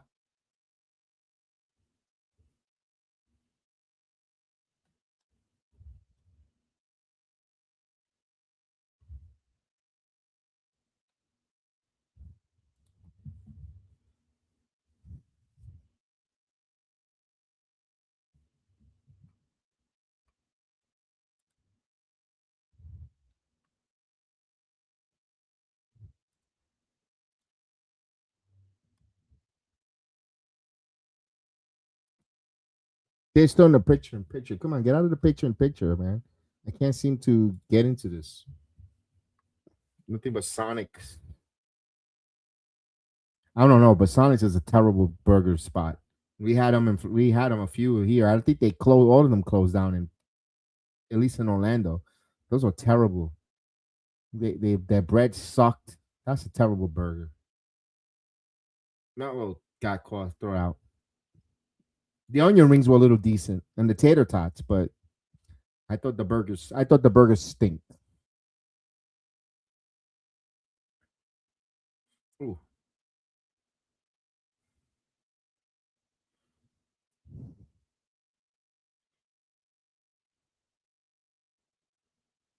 what's the score? 45. San Antonio's back up by 2. But OKC with the possession. I'll tell you if anything happens. Oh, nice block. Beautiful block by San Antonio. And Caruso almost stole the ball, and he did. No, yeah, it is going to be. They're going to get the ball back. Good hustle there. What's going on, Mister Daniel Barry? Sport highlights. Salute, man.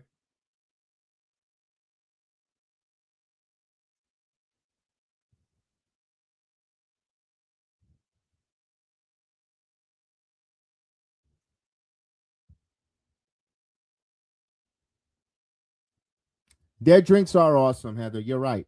Those slushies are great. Yes, you're right. You make a fair point. You make a fair point. You know what? I never tried their milkshakes. I never tried their milkshakes. I did have their banana split that they had years ago, but it was so tiny. But still, it was good. It was good. I'm not gonna lie. But I didn't like the burgers. I tried it. I went a couple. I didn't just try it one time. Maybe I tried it from 3 different Sonic locations, and it just disappointed. I said maybe it's that location, and they're not nowhere. They're like 30 miles or 20 miles away from each other, kind of give and take. No, no bueno. Oh, what a beautiful bounce pass, give and go there by Hartenstein.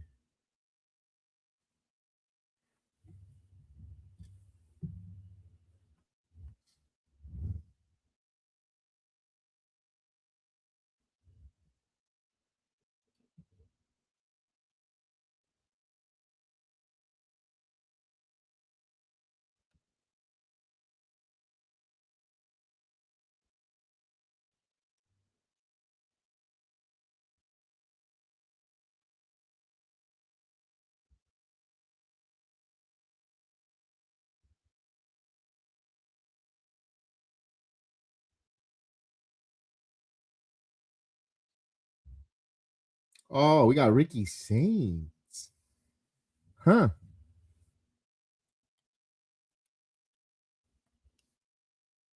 So that's how they're going to protect the finish. All right. Okay. Okay.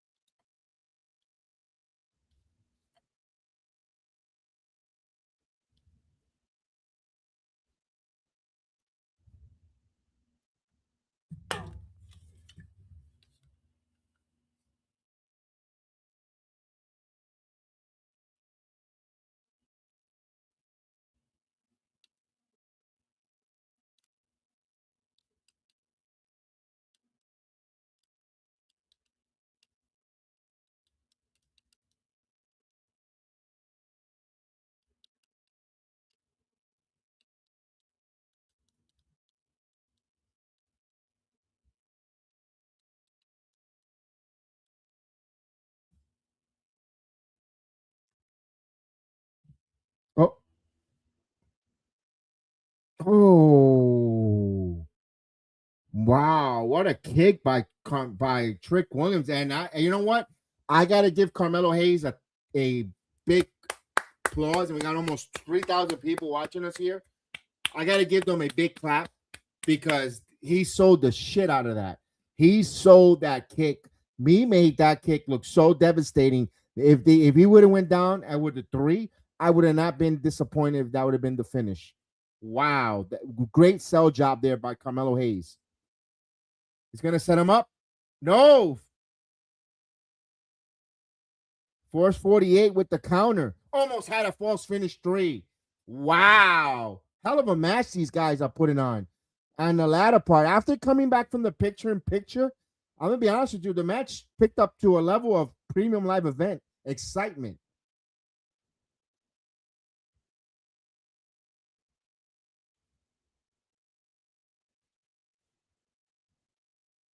Ricky Saints out there. What is he up to? I think he's going to cause no good.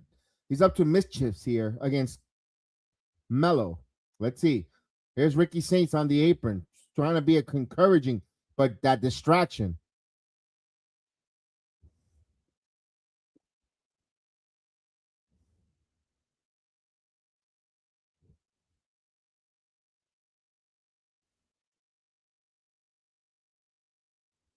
Oh, trick. Oh, cover. One, two, three. Mello had the pin on the roll up, but Ricky Saints caused a distraction. Mello was trying after. Here we go. This should be the end of the match. Trick shot. Yep. Cover. All right. Carmelo Hayes in defeat. Strong outing. Now you could blame it towards the Ricky Saints interference, distraction, whatever you want to call it, where you're going to leave Carmelo with a program of Ricky Saints. And that's how you whoop that trick title defense. Not a bad match. This was a very good match. It got good. It got spicier in the latter part of it. I like the way they protected Mello. I don't think Mello looked like a total, jobber or he got hit with the finisher, but look at the expense of Ricky Saints. Interference on the apron. Not a terrible match. Not it was a very good match.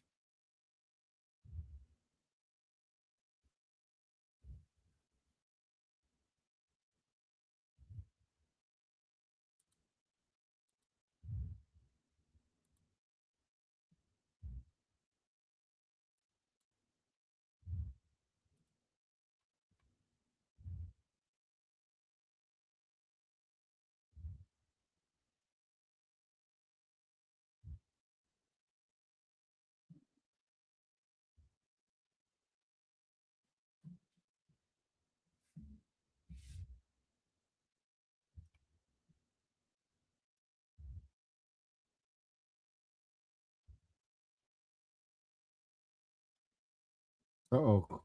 Also, this is the main event. Cody Rhodes and Sami Zayn. Okay.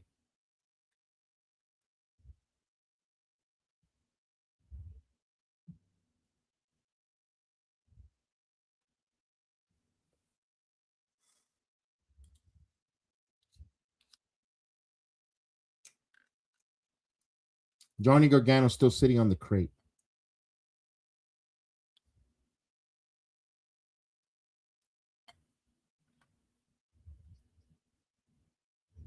He never changed what he does. He doesn't do anything.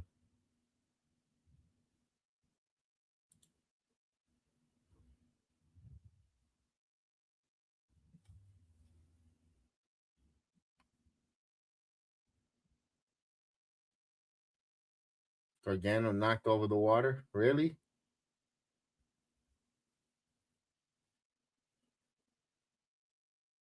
Oh, they're going to talk about Brock Lesnar's return. Okay. So all of a sudden, San Antonio's trailing 52-45 with under 3 minutes before halftime. So they started off on a 15-0 run and held OKC. They held OKC scoreless for almost 6 minutes.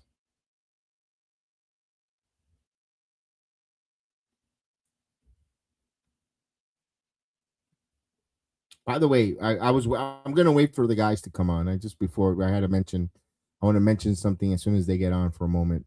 But we'll wait until the guys come on. Ouch.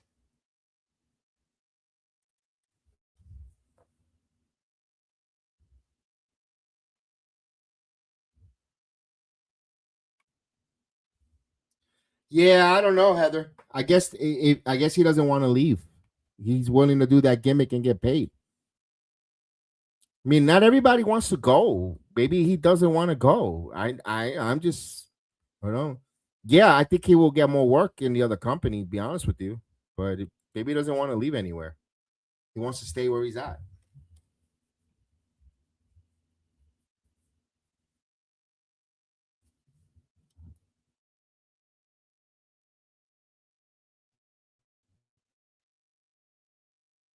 All right, we got some commercials everywhere. Commercials. Don't forget, follow us on X. You saw all our handles stripped there. And my God, it's summertime, man. It's hot outside. And Doo Wip's got a message. Summer is upon us real soon. When the temps start to climb, cool down your undercarriage with a poopsicle. Dude Wipes team created the world's first ice pop scented butt wipes. Every dude deserves a little treat after dropping a dookie. Poopsicle wipes. Get your butt over to the TP aisle or snag a pack online. Here, your promo code. Text DUDESAVE20 to 59463. Get 20% off. Dude Wipe, sponsor of the Sports Jedi Network channel. Feel the force. Stay Dude Wipe clean. This is the one and only Paige, and you're watching Sports Jedi Network. Feel the force. Indeed, feel the force. Don't forget, go to Dude Wipes, save. You saw the promo code. One more time, I'll give you that promo code. You could save 20% off on all your Dude Wipe products, from the scent bombs to the medicated pads to the poopsicles. All their products there. You type all in capital letters, Dude Save 20 to 59463. Immediately on your phone, you'll be text a code. You could use it anywhere, even in shop dudewipes.com or on walmart.com, Kroger, Amazon. Use that promo code. It works. 20% off on your order on any single item there from Dude Wipes and the Sports Jedi Network. We're wiping out the competition clean. Let's go. Tony, what's going on? No way, Jose, brother. No way, Jose. Nope. That's not my. No, I am not going to do it.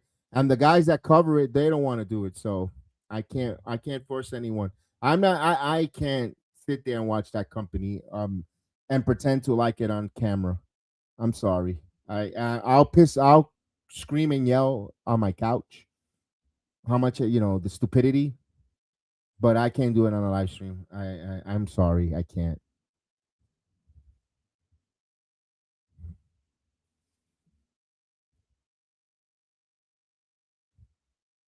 We got Ricky Saints. All right, let me check the background because let me see. Trick Williams. Oh, Melo just decked him. Wow. Don't stay the hell out of my business. He cold cocked him. Man.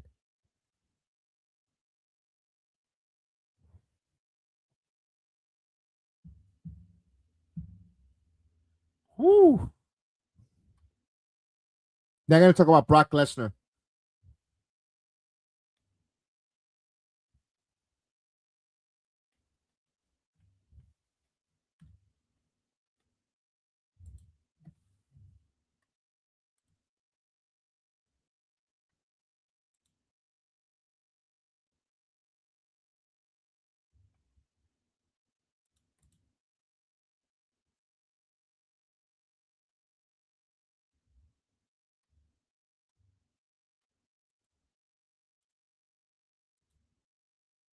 Here is the what you call it, the Obafemi Open Challenge. That was the biggest surprise, seeing Brock Lesnar return. That was crazy. Nobody had that. Nobody in the IWC had that. Nobody. Which you know why? That was a great genuine moment. I'm gonna be honest with you. That was the greatest surprise in 2026 because nobody stooged it off on the internet. No .net, no .org, no false nothing. Nobody had that shit. Nobody had that. And you know what? I like it. That's how wrestling is supposed to be.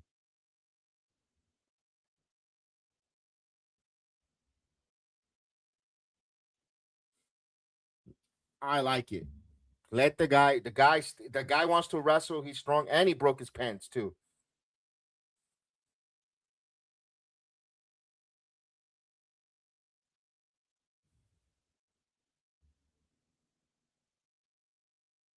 Haha, yo, guess who said they saw it coming and wasn't surprised? Who did say that? JD?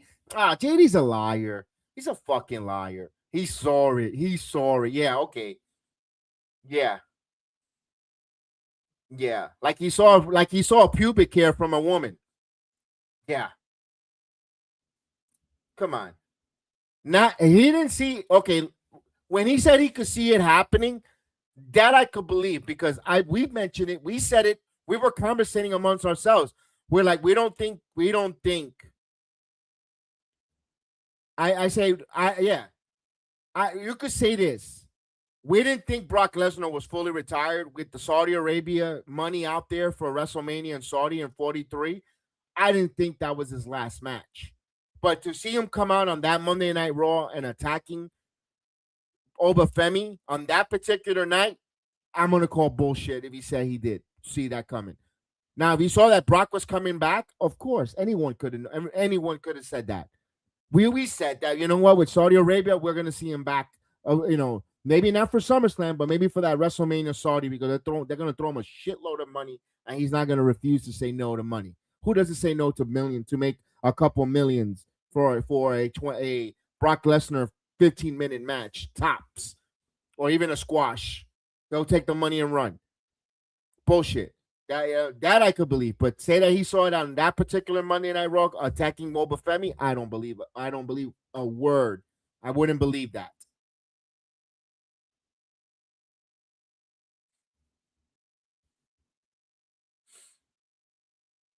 I don't know. He's been sipping more than just his coffee. Maybe he's drinking some of that mushroom coffee. Got him hallucinating with his thoughts. Get out of here with that. We got 3,500 watching us tonight. 3,500 on this watch along on a Friday night SmackDown. Thank you. All across all 8 different destinations.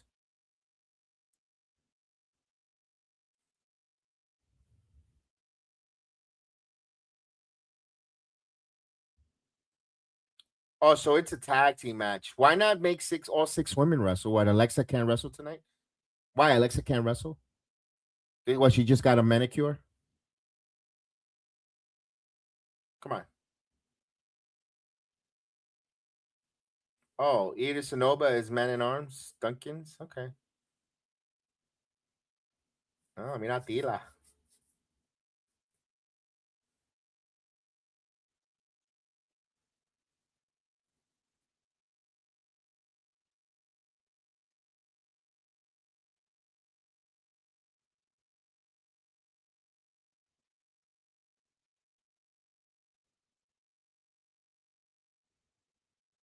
She's probably injured. I hope not. I hope not. But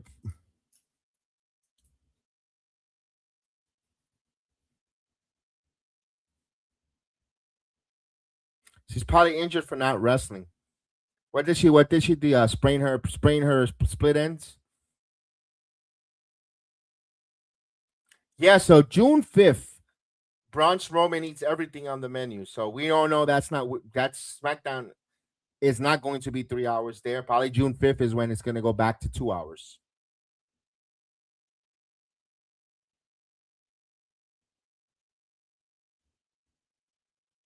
Yeah, June 5th. He says he eats everything on the menu.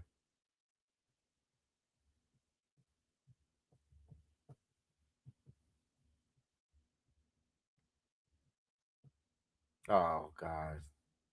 Alexa Bliss is in this.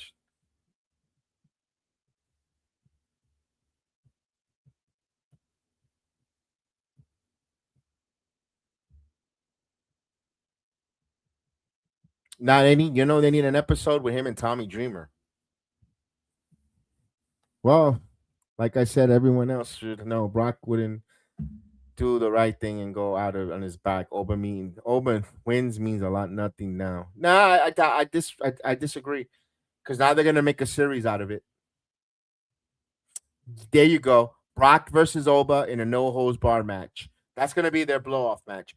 I think Brock wins in Clash of Italy, and Oba has that final match, and it's gonna be a no holds barred match. Tony, you know what you're cooking. I like it. WWE likes to do a series of three.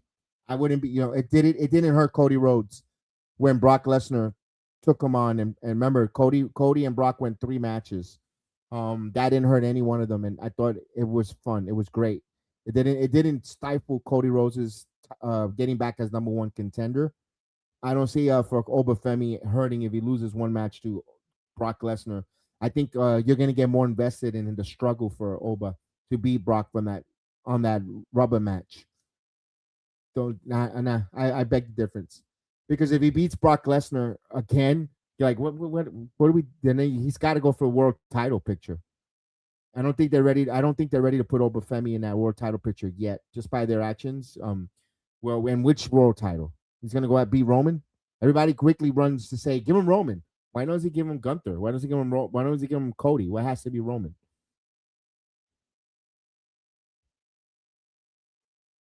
Roman is must watch television on Monday nights.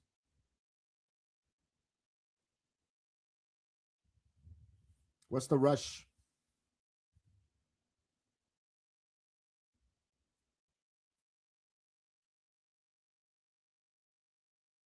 All right, they're at halftime. They just went into the half at game number 3 of the Western Conference Finals. With the success of his new show, I wouldn't be surprised if they bring back. No, he says WWE cannot afford him. He doesn't. He has no interest of coming back. He has no interest of returning in the bumps. Would you take a bump, or would you continue having a successful show of you eating everything? And get paid by TV. I would stay on television where I don't have to be injured. I mean, and plus WWE has a sponsorship with Dude Wipes. All we got to use is my promo code and save 20% off for Braun Strowman when he eats everything off the menu. He's definitely going to be having to reach into his Dude Wipe stash.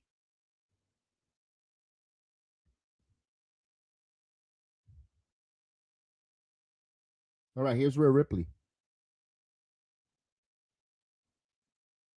I still can't believe Cody still still champion. Well, that might end. That might end next week. That might end this week. I could see Gunther winning that world title.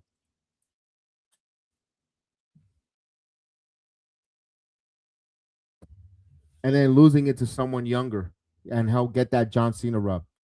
All right, we're closing in on 3,600 watching us on all our different platforms.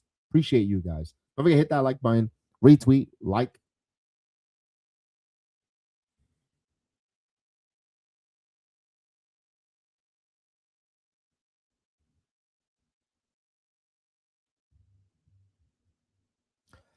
Not yet. I don't think Kevin Owens is done with wrestling, Tony. I know they mentioned that we were mentioning talking about that earlier in our chat. His name was brought up as well. We can't wait for him to return, especially when we saw in that Sami Zayn segment. Right now while he's recovering, he's serving a purpose with LFG. Don't get. I have no facts. I could ask around and see if any. I don't know how many. Now that I'm seeing certain things happening with resurgence of a certain brand on X. I don't know if I'm going to be able to be getting information because they probably have that NXT area locked down a little bit. But my point is, I think he's working and training with the kids from LFG and trying to get back in wrestling shape. Don't don't quote me on that, but I think just by an observation, I'll try to get more insights on that one. I could ask, but I doubt. I think the doors will be lit tight on that Kevin Owens situation. If he's getting back into ring shape through the NXT to the LFG at the Performance Center.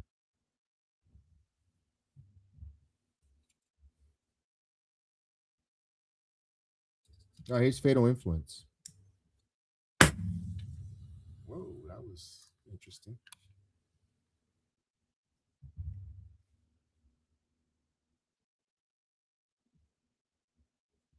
Here's Fatal Influence. JC Jane looks naked without a title around her waist. She needs a title.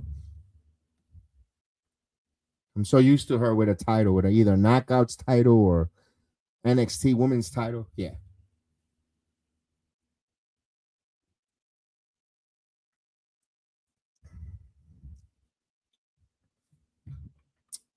I did hear what he had to say. I didn't see the whole full show of the Ariel Helwani.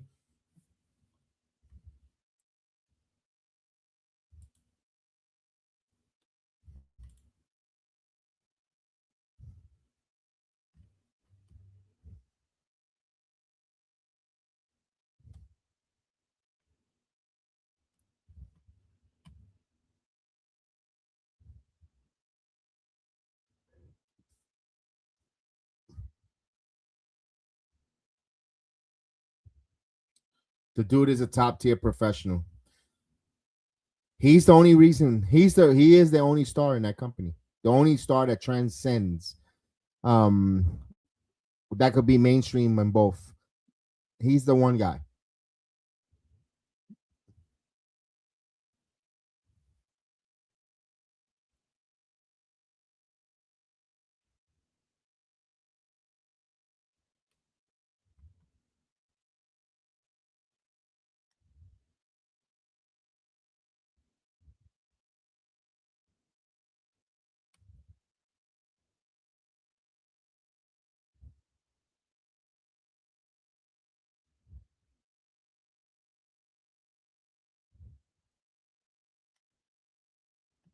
Oh, Charlotte working on Fallon Henley.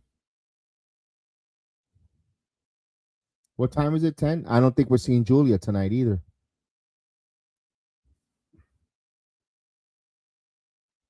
And they're in the arena, by the way, because it's Kiana James' birthday, and Charlotte Flair did a birthday kind of thing in the locker room for Kiana James. Where Ripley got tagged him. They're showing the disconnect between Rhea and Charlotte.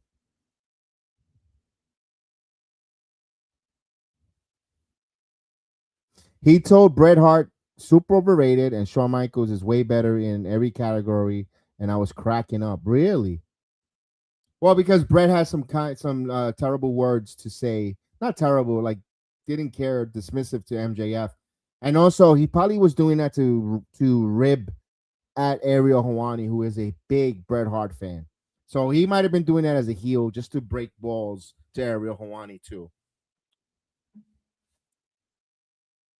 Because one thing about Max, you gotta like him or not, he's really a student of the game, and people just know what makes people tick, what people doesn't tick, and so forth. And I wouldn't be surprised if he said that and did that on purpose.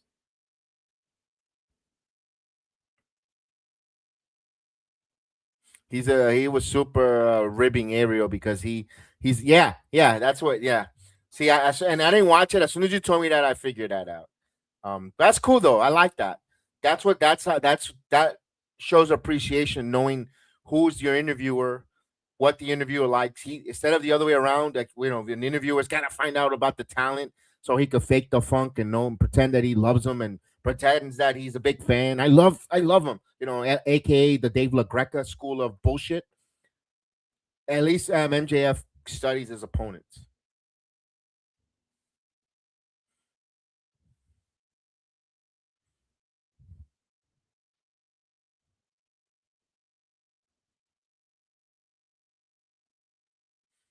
All right, we're close to almost 4K, almost 4,000 people watching us here. We still got another hour of SmackDown all across all our platforms. Appreciate you guys.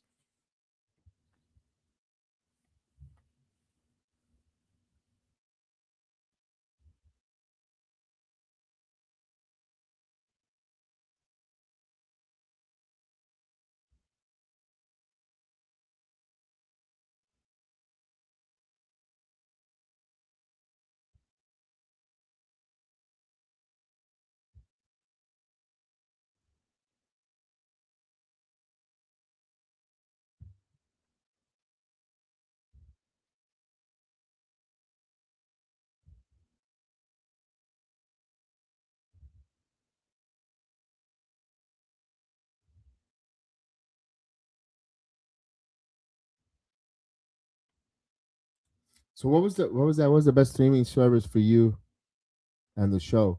When you call to stream stuff, to me the playback was something smooth. Everyone had a little bit of flaw. I'm not gonna lie to you. To me, this going on YouTube, the YouTube has not been the flaw. YouTube, the only problem with YouTube is the copyright issues. They're very sensitive. You know, if you pass flashlights, if you fart and it sounds like a Michael Jackson Thriller song, you might get copyrighted. You know, that's the only bad thing about YouTube. And they use AI that and good luck trying to get someone to appeal or overturn it. That's like pulling teeth. That's the only thing negative about YouTube. The lack of creativity they allow you to expand on and stuff. Playback was good. Playback was one of the best ones. The only issue was the intro outro. I didn't like it because whenever we would schedule a live stream, um, it would just go live. You could be I could have a middle of a sentence, or me and Chris will have a conversation. And hey, and all of a sudden, boom, it's live, and we didn't know we were live, and we never say anything anyway. We are the same. Our conversations are the same that we have on the air, off air. But we might talk about a topic that we want to talk on the show, and we just going over and giving our thoughts. And hey, we're gonna talk about this, and no, and then it just goes live by because instead of giving us a timer or a clock or a countdown clock or hey, go live. That's the only thing that the playback had, and no outro, no intro and outro. It was great. I like now. Like now, what's your most watchable channel on Rumble? I like Rumble, but Rumble started now with all this with TKO and UFC stuff. They're starting to also become like YouTube a little bit. They still let you do a little creative freedoms with certain things with music, and so forth. But they're also becoming a little bit of a, when it comes to the watch along, the way we did before, they were shut the stream midstream, and now copyright strikes points if after a certain amount of points, and it's a lot of points. You got to really be a buffoon to get your Rumble account suspended permanently or so forth. But it's still, and just give that a little bit of a break. Then just let it cool down until the points. I could still go. We still stream there. Just today, I was out while visiting. I went to see the nephews came from Chicago. My wife's nephews, my nephews, and we wanted to go see them, and didn't have time to do all the normal setups that I normally do. I bought my laptop, tried to work on it, but I can only do so much with the laptop on the road. And I dislike Discord. For some reason, when I try to go on Discord, I'm streaming it at the same time. It tells me it fails or disconnects for you guys. It's not a very good experience, in my opinion. I think, and I end up trying to restart it or reshare it, put up the stream back on, and I lose out on me doing the watch along or taking notes, because especially now that we're doing certain, like Mondays we'll do the watch along, and then immediately we'll do a recap show, and also in NXT. But then I don't have any notes because I'm too busy trying to fix the Discord application, and it sucks. I'm like, ah, and I'm not missing essence or key moments of the match. And if I'm going to be narrating and my co-host is reacting to my whatever we brought up, it's a challenging dynamic.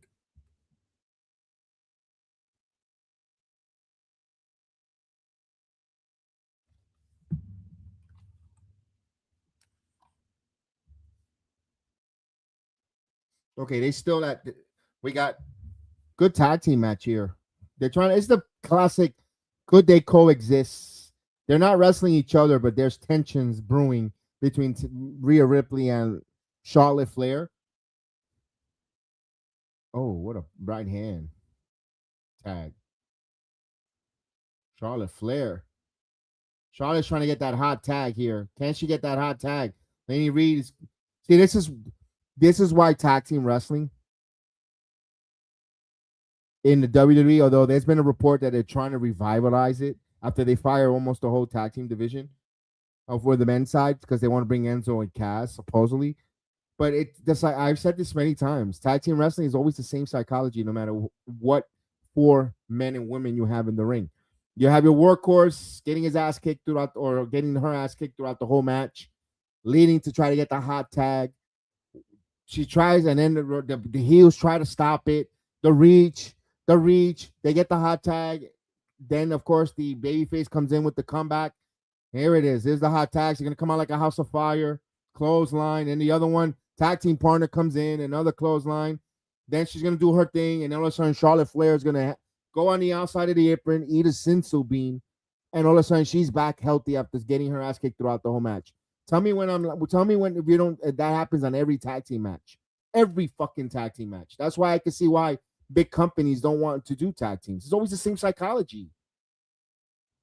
I can see why people hate it. Why not people? The WWE hates it.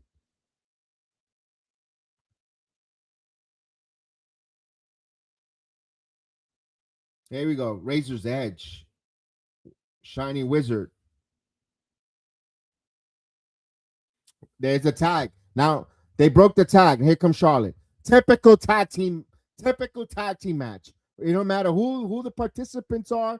It's always the same psychology of the match. It's the same psychology. Chaos. Then it turns out to a minor tornado match. And then you're left all alone. And now she's going to put the finishing move. And if there's dissensions, there's a tag. And now she hits a tag team partner. Yep.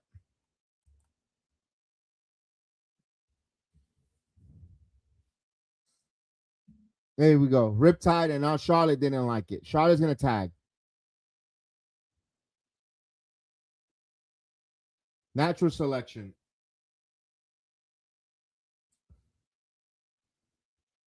Yeah.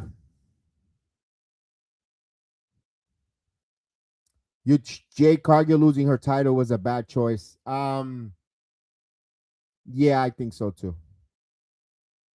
That would have been a great win for Jade Cargill after she just beat Io Sky, beat Rhea Ripley. Would have been, and you're really building Jade, but whatever. Oh, Jade, here we go. Jade and the baddies are in. Look at B-Fab. Look at Jade. Even Meechin. Look at that.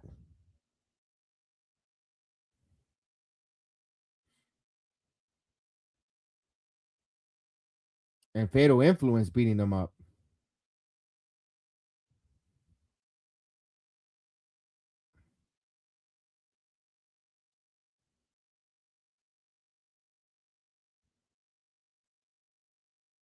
Uh-oh.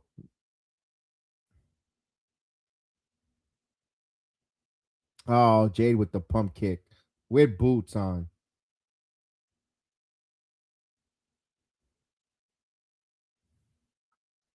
She's going to Jade her. Yep. Jaded.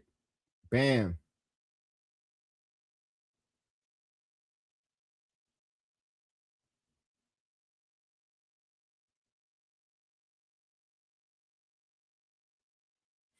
I wouldn't be surprised, man. I'm sorry. After all this, Jade is still as green as her name. Still all body, all power, no strategy. Can't call a match, but still, but opponents can. I think Jade wins the title back in Italy.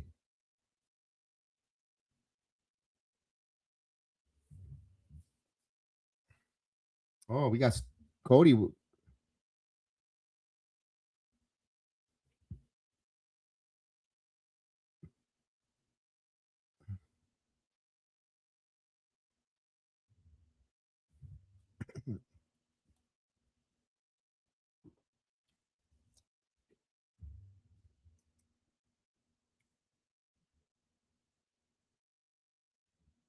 All right. It's a 60-52 game at Western Conference Finals where OKC in the lead.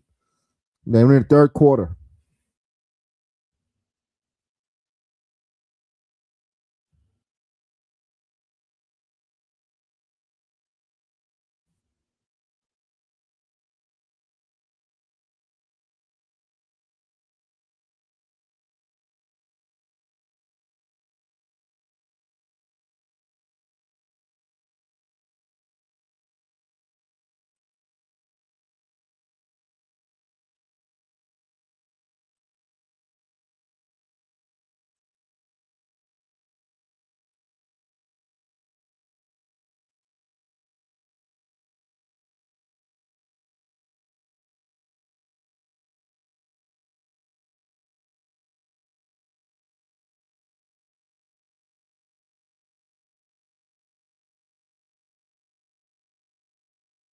Oh, so Mance Warner, I didn't know Mance Warner signed with AEW. Huh. So Mance Warner's with AEW. Good for him. Good for him. Good for Mance Warner. Good for him. I like Mance Warner. I think he'll fit that style. I think Mance Warner fits that style. Him and Moxley are gonna have phenomenal plunder matches.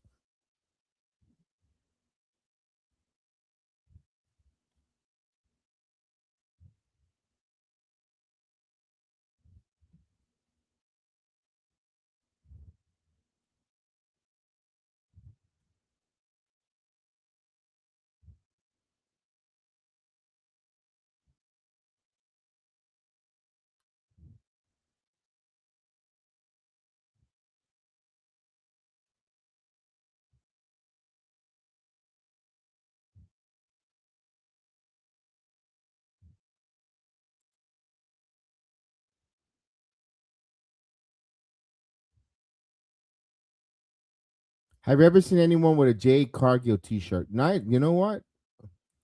Interesting.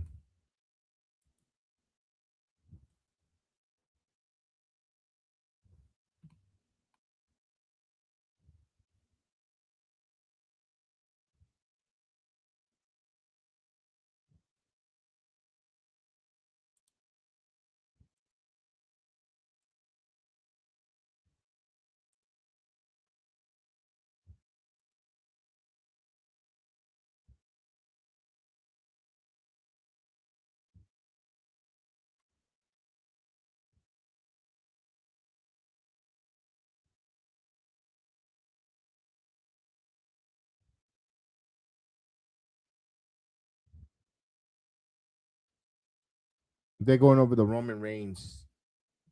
65-57. We're 9:02 in the third. I don't know, man. San Antonio's gonna have to go on a defensive heater. But Chad Holmgren with that putback, man.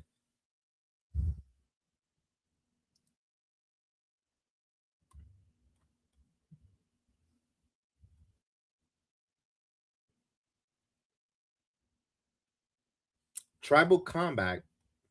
That's gonna be on ESPN. So they're gonna give you Roman Reigns, and they're announcing Roman Reigns and Jacob Fatu is gonna be on ESPN for the first hour.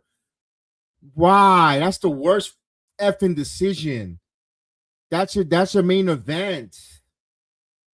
Oh, that's how Roman ain't losing that title.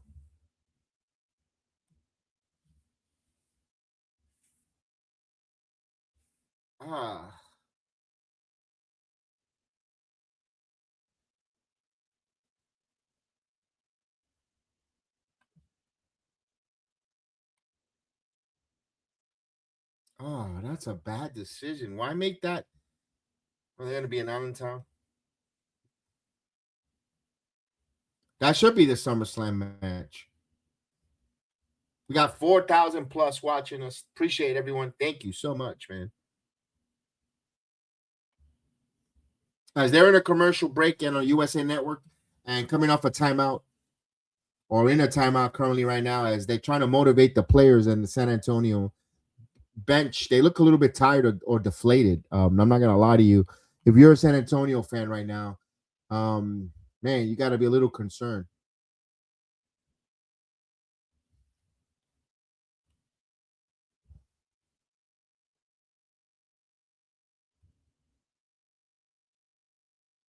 No, I don't think I don't think that tactic works either. When they give you the first hour free, or they show you the buy-in for free. At that point, if you're going to watch the show, if you're gonna watch the show, you already know about it, and be honest with you, you're not going to. That's not gonna say I need to buy it now. I'm sorry. It might have worked back in the day with the pay-per-view days and all that stuff. I'm sorry if you're not. You're not gonna. Nah. Oh no, but no, you'll be surprised. Not for nothing, Heather. We're in a bubble. I'm gonna say that we're in a bubble. You'll be surprised. A lot of people. I'll take and I'm gonna go personally here. Case in point, my sister-in-law's husband watches no sports. Maybe football, but no wrestling at all. Maybe his kids don't watch wrestling, but let's say they're on vacation, whatever, right now, and they were to happen to see that on ESPN, and they say you can order it on the app, and let's say they get invested in the first hour, and they hear someone like myself talk about wrestling and yada yada, they might purchase it, especially when they see they have a bundle with Disney, or they got the Disney app, and they go, oh, wait a minute, I already got Disney for little boy, for a little one. You know what? Oh, it's on this. Let's put it on. Let's finish watching this. That's the only way I could think of that strategy might work. But other than that, that's a rare occasion. To be honest with you, that's rare. It's rare. And someone that's on TBS that sees it for free, if it's on TBS or YouTube or whatever, they're not if they got to go on a YouTube to watch it. If it's on on TBS, the 0 hour, there might be a chance to purchase it. Maybe not.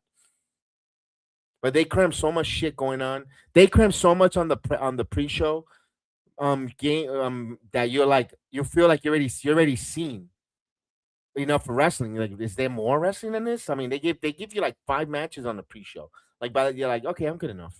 It's enough. I don't have to pay $40. I was entertained for the 2 hours or 1 hour pre-show.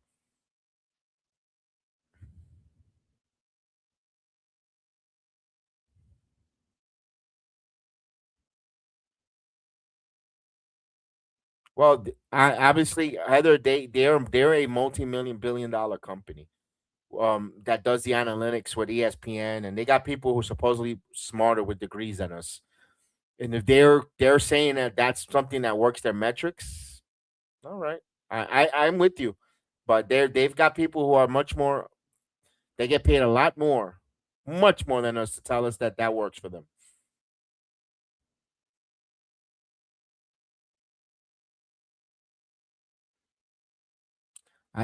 You could say all you want with the $50 and the Murto and all I hear about the complaints are how long those shits are and how short the WWE is. But meanwhile, people still watch in droves with this 5-match. I hate the 5-match pay-per-views, but PLEs. I'll tell you that. I want maybe 7. 7 is the perfect number for a reason. Give me 7 matches, not 5. That feels like Saturday night's main event.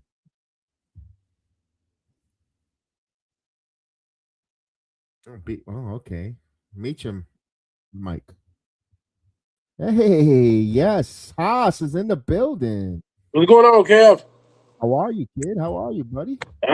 Just getting settled in the hotel, man. Again, never not working. Oh man, you get home tomorrow? Yes. Okay, all right. I'll be locked and loaded for the show tomorrow. All right. Cool, man. Oh, we got someone in the background talking. We have Tiffany Stanton, and who's that? I don't know who's that. Who's in the background, chat? I missed that. In the Rockway.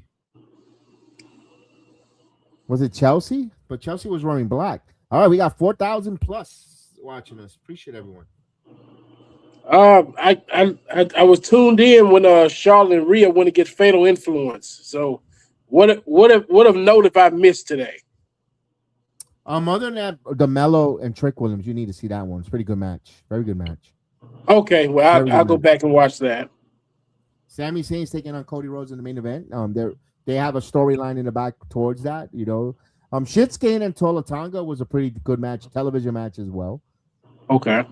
Very good television match. SmackDown, in our point of view, we're not going to give you lazy takes by saying it's boring, because I think that's lazy. Being negative and saying everything is boring. Has it flowed? Great. It's been fun. Isn't something like, oh my God, I gave you some matches that you should see. Also, Damian Priest came out for the save on Talla Tonga, which is coming out now. So I don't know where this leads. I guess he's gonna have a match with Solo Sikoa now.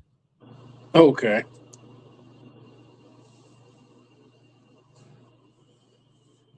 Now, no Truth. I think Truth is still on the shelf or something. When did Truth get hurt? I don't know. They've been saying he's been hurt when he got attacked. They've been playing that angle. Okay. Let's face it, Haas. There really isn't no other tag teams to defend that title. That's just becoming now. No, there isn't. Damien is carrying a prop belt. He's like, well, he might as well stand on the NXT line and go with the rest of the NXT fans with the titles around their shoulders and walk around with them. So, what was the opening segment for the night? It was Rhea Ripley. Oh, she opened the show? Yeah, okay. About she has a match with Jay Cargill for Clash of Italy. Interrupted by Charlotte and Alexa. Charlotte asking her why. Where was she? You know, they got jumped and they needed the extra woman. Why was she not? And she goes, I was in Australia with my family. Can I get a woman take a day off? And so forth. So it led to that. And of course, the interruption by a Fatal Influence leads to a match with, I thought it should have been all 6 women. But they did, but you saw they did tag teams instead. Can they coexist between Rhea Ripley and I saw that. Yeah, Charlotte and Rhea was up here trying to one up each other. I saw that. So it hasn't been a bad show. So what kicked off the Sammy Cody thing tonight? Did Sammy attack Cody, or what happenend with that? No, Cody was talking to Ludwig. It's Ludwig Kaiser. I'm seeing him right now. To the general manager, Nick Aldis. Okay. And Nick Aldis says, I don't have a spot. I don't really have a spot for you tonight. That same thing they were trying to tell Finn Balor.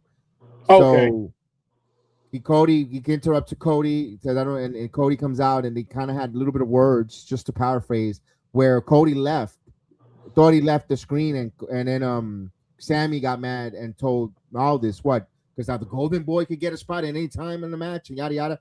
Then Cody was right behind him, so he's like, "Oh, I'm sorry, Cody," and he goes, and then you want to want something? Cody got short with him, and leads to a match tonight. Just to paraphrase it, not giving you verbatim word by word, but just to give you the long story short. Gotcha. Yeah, I'm gonna go back and watch the first half of this when I touch down tomorrow, so I can be ready for our recap in the morning. Well, at noon tomorrow. Well, giving you a rundown. We got a guest joining us, Jeff Lippman from the Garden of Thoughts. He was once. You're popular, Huss. Really? You're popular. I'm the man. You should Ricochet should be paying you royalties for In Demand. Because of the legal, because you like to talk about the business side of the wrestling. Yes. He's attorney. He's an attorney. We want to talk about some WWE contracts, the non-compete or the independent contractors, and possibly a little television deals. I don't know how much time we're gonna have with Jeff Lippman. He's gonna join us. And we're definitely gonna have that conversation. It's gonna be the legal side and good stuff there to know what we're talking about, and good. Okay. I'm hoping I would love somebody else that knows a little bit about the television deals and stuff like that. Hopefully, we could get him on too. No promises. So tomorrow seems like a loaded show. It could be loaded. It could be loaded, and it could be another. And we went. And by the way, we did get viral with the Jack Cartwheel news revelation here from being a WID to AAA roster. We missed you on that. I wish you were part of the show to conversate with Mr. Cartwheel. You would have liked his personality, and you would have loved asking questions to him. He's very awesome dude, man. Oh, it's fine, man. We'll have a chance again, man. It's fine. It's all good. I'm just glad the network has been on the spotlight the last couple of days. It's been great. So I love to see it. Yes, indeed. And of course, we got no news, no surprise, no news. K-Dot announced Godfather June 10th. So we have that interview coming up with Godfather June 10th. I believe Jack Cartwheel will be returning again on that date too, because it's going to be like an extravaganza of talent that we're going to have to conversate, bringing in and out. So we're going to have a nice. We've got something working up. We got a guy probably next week. I got confirmation. So now we got I haven't made the announcement because I'll make a video presentation of who we got coming up next week. Big time, man. It's gonna be fun. Gotcha. Okay, like the momentum. The momentum is going. Yes. They don't stop. I told you we might be the small pebble. But you know what? David had a small pebble and he threw it at Goliath and knocked out. That's right. Giant. That's right. So, let's go. And we got more affiliates. So let's go. Oh yeah. What are your plans gonna be tomorrow? I know you got the Knicks in the Cavs tomorrow, but we got a Saturday night's main event. So how you gonna cover all that? I won't be able to. I don't have no one to host it. Mm-hmm. I mean, again, you have free reigns. All you got to tell me is set me up and you go for it. If you want, that's why I was trying to say. Heather asked me the same thing, and we didn't. She missed us on TNA last night, and so forth. And it's like my hands are tied and they asked for Double or Nothing watch along. I'm not. Hands are tied. Gotcha. You guys, I talked to Chris. I know we're gonna do a reaction show on Monday for Double or Nothing. We're gonna do that. I don't know about a watch along though. I don't know. We have to probably talk it over. Because I don't know about the watch along. But for Saturday night's main event, I'll probably be free to do a reaction show. I don't know about a watch along for that one either. I won't be able to do a reaction because I won't be able to watch that. I'm going to be knee deep in the Game 3 basketball. Yeah. Unless we got others. We got Nap. We got K-Dot. We got to have that conversation with everyone. Yeah, we could do that off screen and see what's going on tomorrow about it. Because I know you covering those Knicks. I know you covering those. Yeah, I got to finish my story. Okay. Yeah. Kev Rhodes. Yeah, I gotta finish. We gotta finish our story to finish them, get them in the NBA finals and call an NBA finals game. And because I think personally, I haven't made the announcement or anything. I'll say here, I think that's gonna be my last walk. Once the season's over, I don't think I'll do more mixed basketball games. Mm-hmm. It just seems like the Knick community doesn't warm up too well with our channel too much. So yeah, it's sad. I have a few, but the thing is people want to just come from one sole thing, and I understand that, and it's kind of the downfall when it comes to YouTubers these days. Everybody just wants one focal point of something. Yeah, but they've got a couple people that are loyalists, like the MBKs, the Nick Fan TVs, the film schools. They're the Nothing But Netflix and Freezy. They don't like they want them only, and they don't want to let people eat. They only want them. They only believe that they're the only plates that could eat. Tony, I don't know if Karrion Kross gonna come back with Sami Zayn. I don't know about that one, Tony. And Northern DC, Double or Nothing is on Sunday. It is on Sunday. Yes. Good thing you guys got on. We don't work on Monday, so we could stay watching that late. Yeah, well, I'm one of the only people that have to work, but it's gonna be late in the afternoon, so I will be staying up to watch it. So you guys gonna do what? Cause I see I could join for that if it was the post show reaction. I would do it the night of Double N finishes. I mean, I asked Chris about it. He may change his mind. I don't know, but I'm able to do it that night. So I'll talk with him and see if he want to change it up or not. I know there's gonna be a lot of competition where people want to hear it, but of course. Because I really think it's gonna be a real big show. I think it's gonna be a big aftermath angles that come out of this show. That could be me being. Oh, go ahead. No, I just hope they don't overdo it with too many returns of people like, for a moment. I think Hangman's coming back for sure. I don't know about anybody else. Yeah, I wanted a conversation about that because I heard you guys talking on Wednesdays. I don't know if we could get on it Saturday because we probably will. But the wild card for the women, and at TBS title vacancy, I think I'm with you. I think it's gonna be. I think Queen Amalala is gonna probably be TBS champion. I'd be cool with that. Her or Mina Shirakawa. It's got to be a star making opportunity. It can't be. Yeah. You can't go back to an old name that people already know in the AEW community. You got to make some stars. Too many women are hurt to keep the same names going. But I don't think it's going to be for. I think that's your TBS champion. I don't know. I think she's going to win it. The wild card, I think it's going to be Deonna Purrazzo because she's from that metropolitan New York area. New Jersey. Yeah. And it helps the credibility for Alex Windsor to get a victory on Deonna Purrazzo. I really hope Tony Khan don't go that way because he doesn't treat the ROH women respectfully as they should. Like even though they are all elite, but he just regulates them to ROH and we never see them on AEW television. So if they get a big push in this tournament, what's the point? We'll never see them again. It's an appearance to the tournament because, be honest with two ladies that make sense. It's either Deonna Purrazzo because she's from New Jersey, that area, or Statlander, who's from Long Island. But I don't think I don't know. Heather, we talked about it on Wednesday. I don't care what Mick Foley's doing, honestly. I mean, no disrespect to him. I just don't see him having no big presence on the show. I just don't see it. He's going to cost Darby Allin to lose he's going to cause Darby Allin to win that title. Man, we talked about it Wednesday. I think the Sicko is going to get what they want. I believe Darby's going to win. I really believe it. Darby's winning because Mick Foley's going to give him and MJF is going to refuse to cut his hair because Foley interfered or yada yada. See, now if we go with that angle, I'm going to be pissed.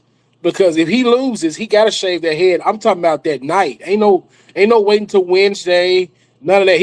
It's got to be shaved on the pay-per-view that night. He's gonna flee, or even Foley. Oh damn! Damian Priest got pinned by Solo Sikoa. That's a big victory for Solo Sikoa. Now the numbers game. I totally breezed through this match because I haven't spoken to you, so I got involved conversating with you. Oh, trust me, I understand, but this match was easy to breeze through too. I mean, neither one of these men are going anywhere, Solo or Damian Priest. This is a good Summers match because two wrestlers that are ice cold will keep you nice and cool. Get the cooler out.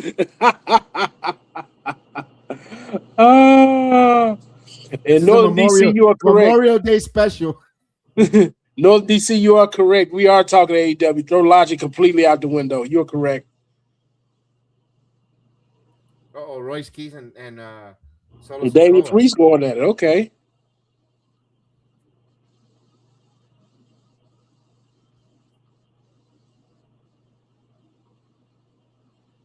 Yeah, but I think you're ahead of me.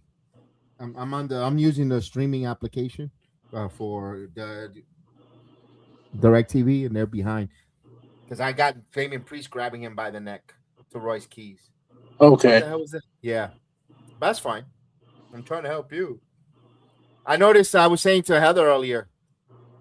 He's got the what you call it, BX on his tights. What's up, Brandon? Can we talk sports? We could do that tomorrow at the Knicks watch along. Tonight it's wrestling. But good. But what's going on, man? How you doing? Heather, I just don't want everybody getting their hopes up that Mick Foley's going to be just a big presence at this show. I just don't see it. I believe it's just a one up to the WWE for Saturday Night Main Event. But you're going to use Mick Foley. I don't know. Even if Mick Foley comes there and he gives suggestions and his wisdom, the booker ain't gonna listen to him. Like I know Tony Khan is not going to do it. I mean, I want Mick Foley as an authority figure, but we're not going to get there because Tony Khan don't like authority figures on his wrestling show. So we won't get that. MJF will become 3-time champion. I don't know. I think Darby's winning. Yeah, I don't know about that. I've become to the point. I think Darby's going to lose to Kenny Omega at Redemption next month. 2 months from now, right? No. And then you're going to have Omega and Ospreay it all in. That's what I think. It's in 2 months because I think it's next month is the porno pay-per-view. The forbidden door. And I forget where I heard it, but I started to believe it now. I think they're gonna save Mox and Ospreay after Ospreay wins the title. I guess.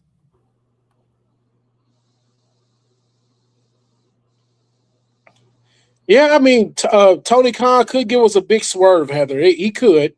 This would be the time to do it, honestly. So we'll see. Bro,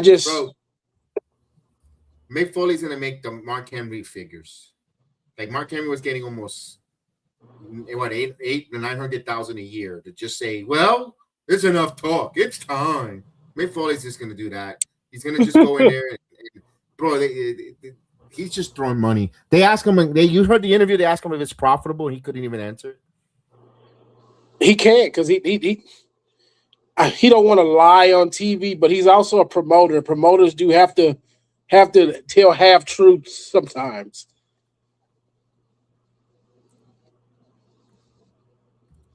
I mean, that's why I shot again. Oh, go ahead. No, go ahead.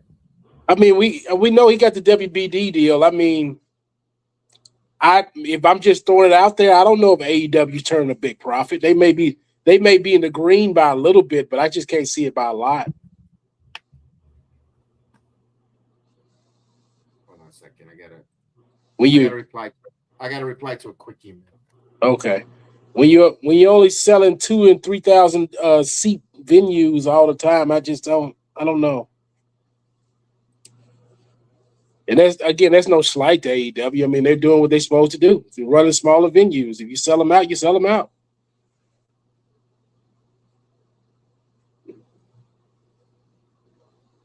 I commend them for selling out Double or Nothing. That's a great job by them. That's a great job. I know Dave Meltzer just went and bought what the hell? All right. He said a $1.5 million gate, the largest non-WWE gate in the United States. Of course, there's only really two companies that could make that kind of money. It's WWE and AEW. I don't even see TNA could make that kind of gate. So, Oh, yeah, I wasn't saying Mox was going to beat him, Heather. I wasn't saying that. I just think it's going to be Ospreay versus Mox. They're going to end their story then when Ospreay has the belt. Trust me, Mox don't need to hold that title probably for another year or so. He's going to get it again, but he won't get it again this year. As long as there's no crowd. Let me see this. MJF has never lost twice in the same wrestler in AEW.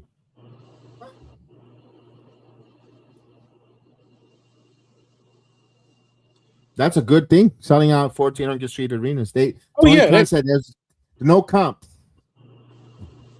Oh yeah, the crowd is going to be hot. Like I can't say that about AEW crowds. The crowds are hot.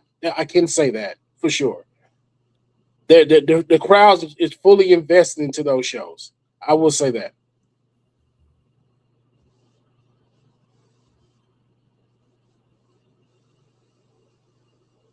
So I guess a lot of Will Washington's friends aren't going to be there tomorrow or for Sunday.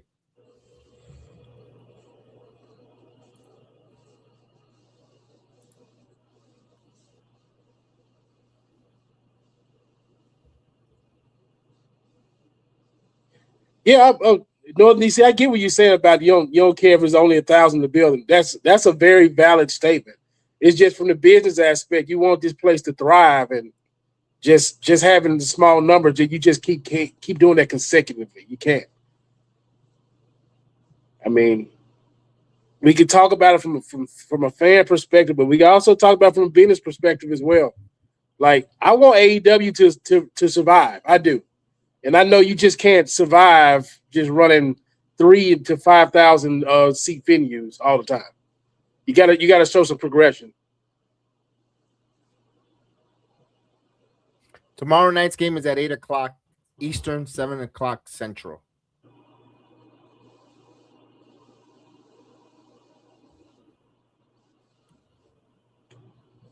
Oh yeah, Heather. When I went to All In last year, I saw it firsthand by the crowd being bought in.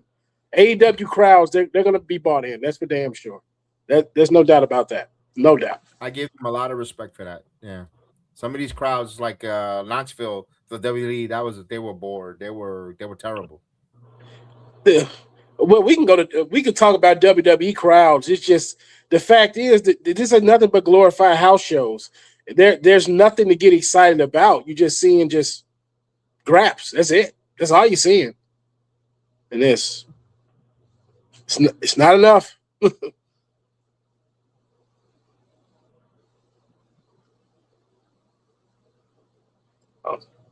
Oh well, yeah, Tony, you're right. It's the AEW has had better pay-per-views or premium live events, or whatever you want to call it.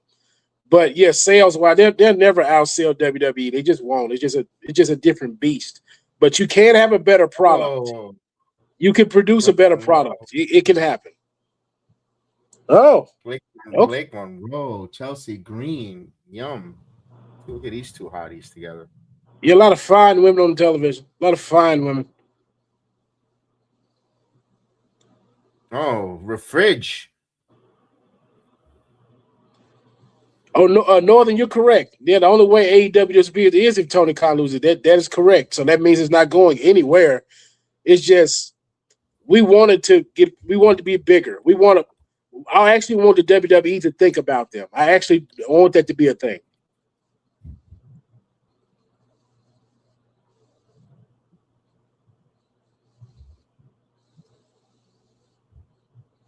All right, main event. Sami Zayn.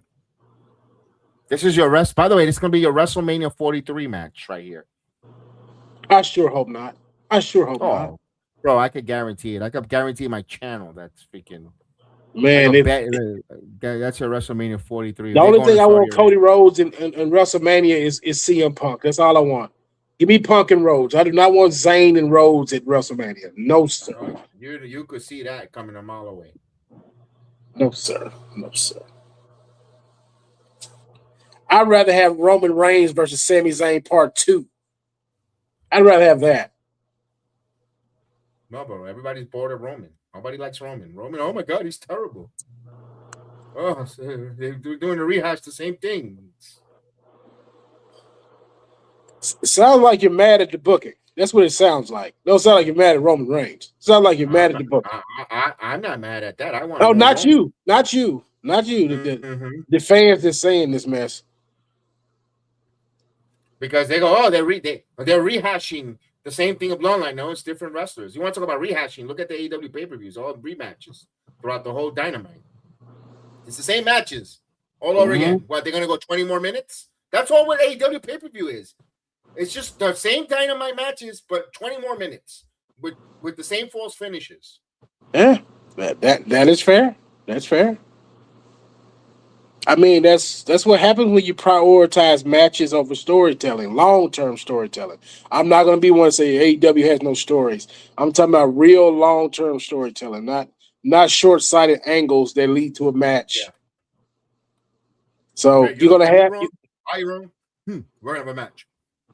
yeah, you're gonna have 5 or 6 rematches of great wrestlers. You're gonna have that. You're gonna have Swerve versus Ospreay Part 4.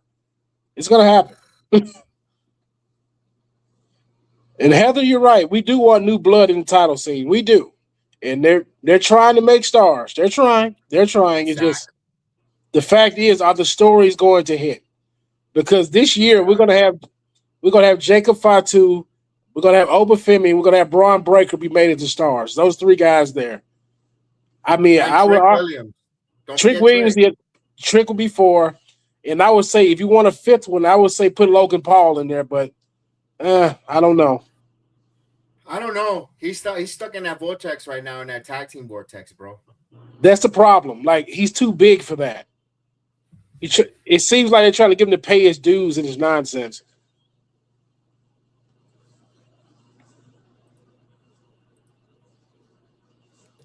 I'm gonna have to remove the.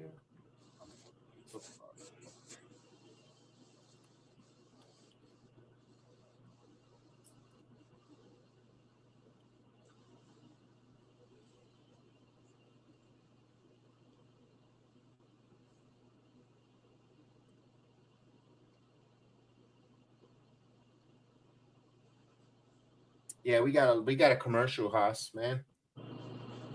Oh, yeah. Yeah, it's just Heather. It's not really when Roman is his champ. It's not yawn for him. It's just when you have Cody Rhodes have the biggest belt in the company, arguably, and he's boring. His character is stale.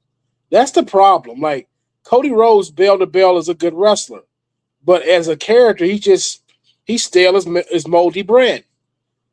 And Roman's going to go back to the old tried and true. You see me from time to time.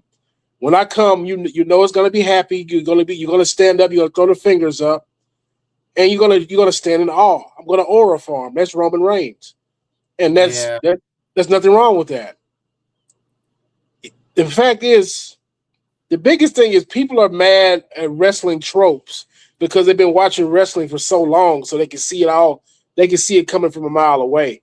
That's the biggest thing. There's no surprises for a veteran wrestling watcher. It's just not. If you've been watching wrestling for 10 plus years, not many things are going to surprise you.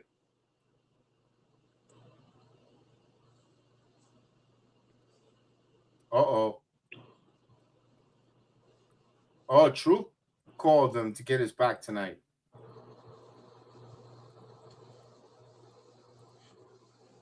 I'm not gonna lie, Kev. The Saturday main event, the card doesn't look that great to me. The Saturday night's main event, the card don't look that exciting to me. Yeah, you got a six woman tag. You got Ethan Page and Penta.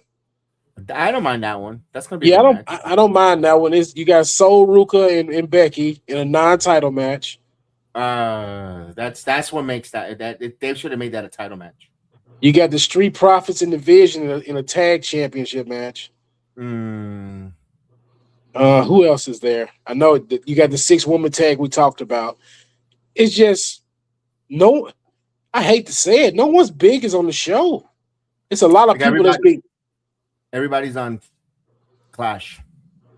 Yeah, it's a lot. It's a lot of people that are trying to make it on the Saturday night main event card, and you can tell. You can just tell. They just it's run the mill show.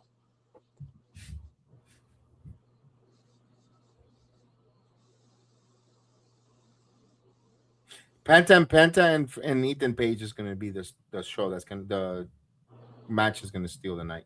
It is. You should have a title change there. And that's no slight at Penta. It's just you got to see how Ethan Page runs with that title for a while. 9180 OKC with the lead here with under 90 seconds in the third quarter.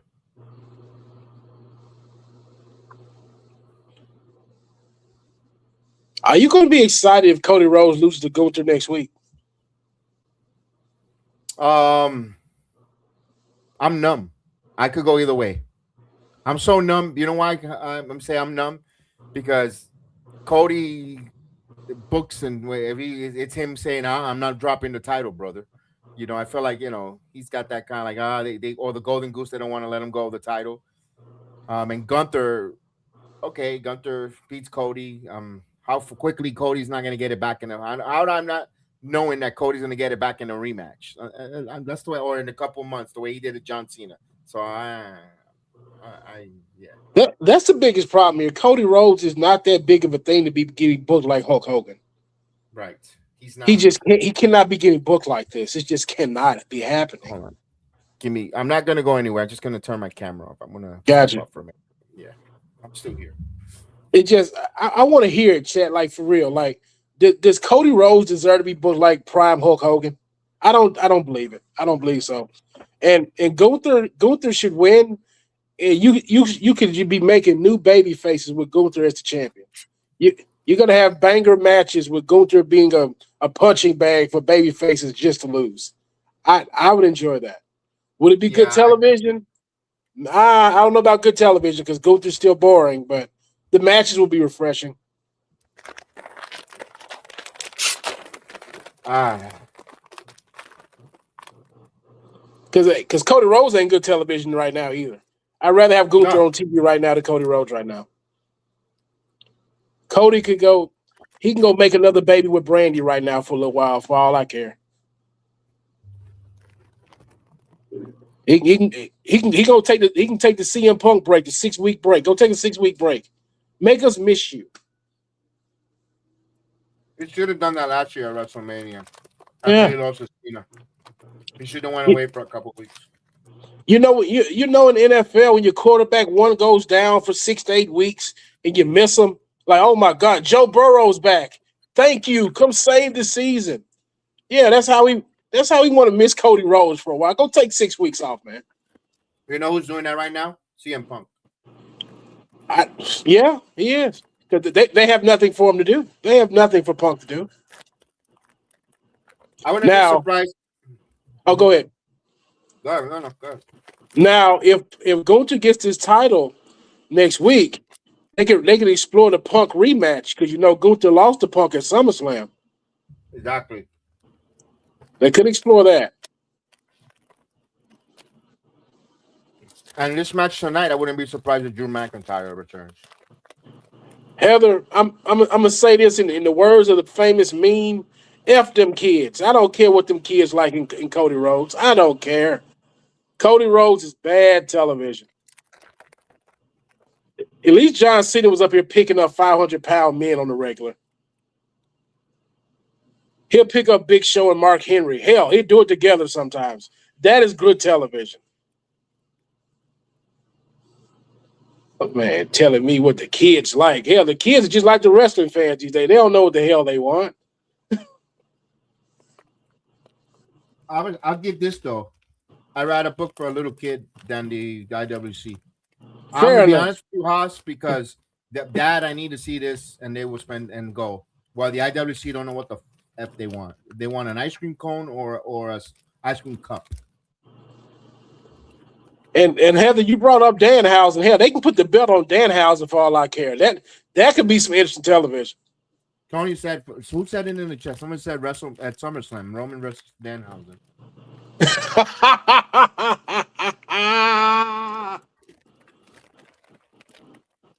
Roman gets. Imagine that Roman island of relevancy gets swallowed up by a tsunami, and there is no island of relevancy. After God having to curse him. I'll take Danhausen in my main event over Sami Zayn. Oh my goodness. You are taxed. And we have like half the ring explodes or something.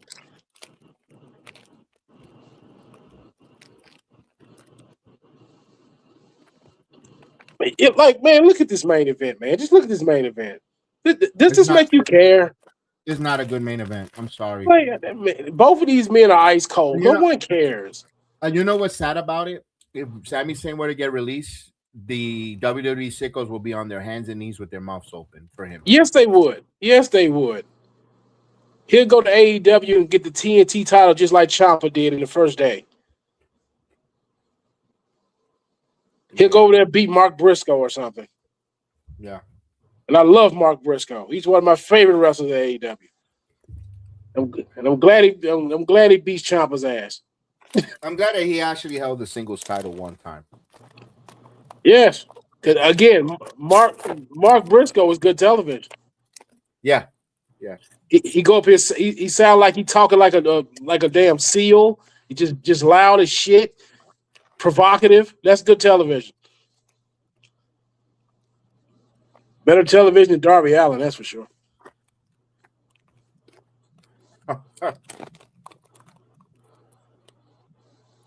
Yeah, this main event is not moving me. This is not it. This ain't it. No, this ain't it. This is not a good main event. I'm sorry.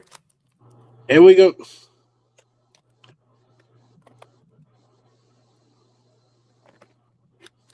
And I know he's not here, but he'll probably be with us tomorrow. Shout out to Aaron. He'll tell us that Cody's wrestling on SmackDown tonight. I'm just like, I'm not moved. I'm not moved. Not moved.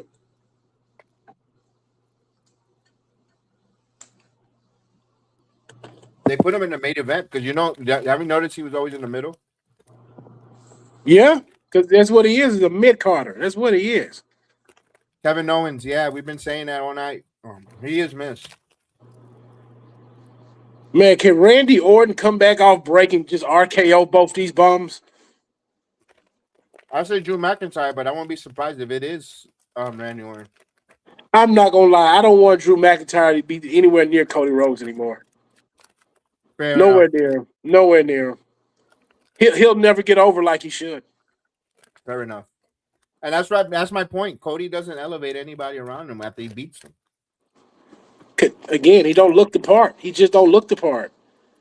And and Aaron would argue with us, and you go argue, and God bless you. But whenever look at Jacob, he just lost to Roman, and everybody's enamored and in love with Jacob Fatu.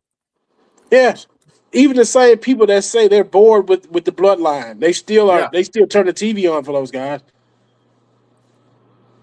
Correct. If I wasn't covering this, I would turn this off. In the words of Kendrick Lamar, turn the TV off, turn the TV off, turn the TV off, turn the TV off. Bro, I'm not gonna lie. I went to see my wife's nephews. They came from Chicago, little boys, babies. My nephews got home and I had the streams already made. I set them up and I did that over there. I took my laptop. I couldn't do too much work there, because I didn't have my other computer. But long story short, I came in and laid down around 5 Eastern. I was like, man, I should cancel the stream and just not do tonight. I almost were gonna cancel. And then I saw the guys from the smoke session. He texted me, hey, we're gonna go put us on there. And I said, yeah, all right. So they're gonna join me. So I figured out, but dude, I didn't really. I was like, maybe I'll take the day off, but. Not because that's what's hard, but that's what SmackDown does to you, man. Is it really SmackDown, or is it just a week? I think it's just because it's too much wrestling, and by the time you get a Friday, you're like, I need a break. That's a good point too. That's a good point. But that's why the shows haven't been hitting. If SmackDown was a better television show, you could stomach it. I think SmackDown's gonna get that stereotype forever. I'm fair. I'm sorry. It's like, if they really want to make some noise, move SmackDown to Wednesday to go against Dynamite.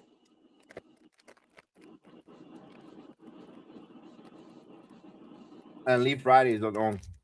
I believe you would get great television from both companies if you did that. Oh yeah. Wednesday Night Wars.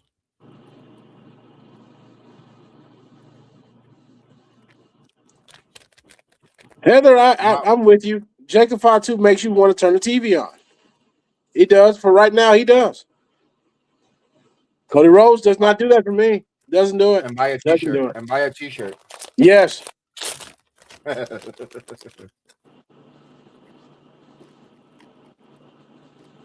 Buy another man's t-shirt. And yes, we are heterosexual. Very. Throw the very in there.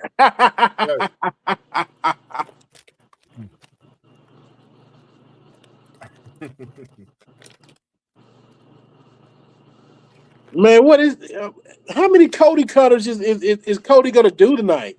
6. That's a new super kick. And Sami Zayn, the master of kicking out everybody's finishers. Yes, but his haluva kick is the most protected thing in the sport. You kick out the haluva kick, you might be a god amongst men. Yeah, because the end of days is returning.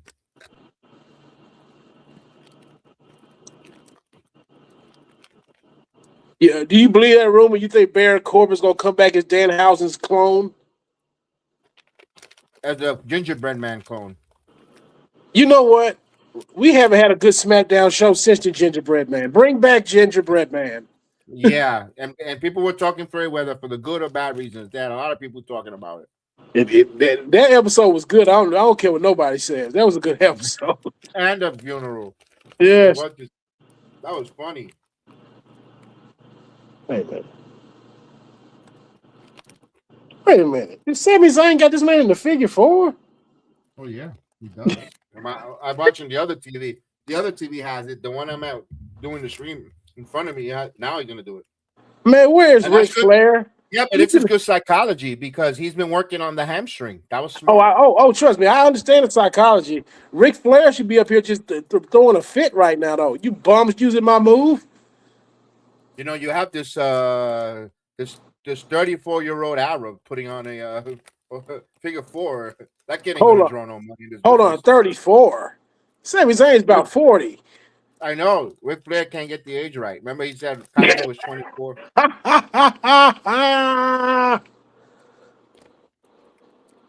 Yeah, only one person though. The only one is Drew McIntyre to kick out the end of days. That's what I mean. That's called a protected finish. See, Northern DC sees the vision. I love it. He sees it.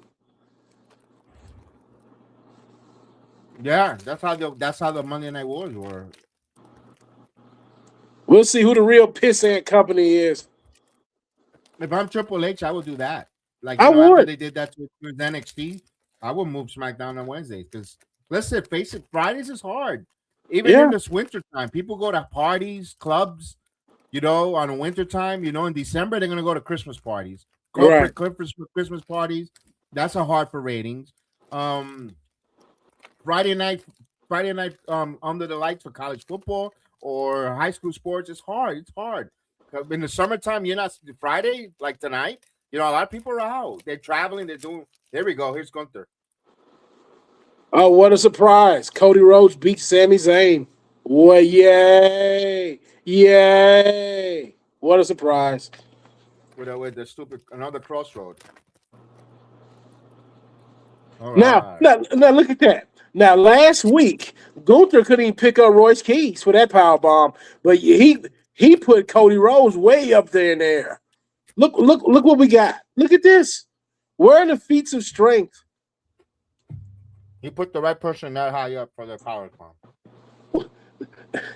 My champion should be able to pick up most people. I know Roman Reigns can pick up Royce Keys.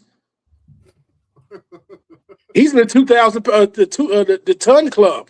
I saw that at John Cena's gym. Joanna Wyat's name is up there with Drew McIntyre's name. You know who name ain't up there? Cody Rhodes. Oh wow! Yo, Sami Zayn just left them there to get it. Bro, he feels like Sami Zayn is right now the whole IWC right now. Yeah. Cody.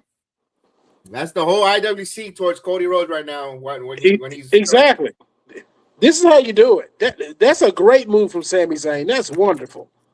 I love storytelling right there. That storytelling right there. Character like fuck him, turning his back on him.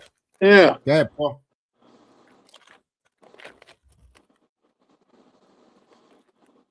Yeah.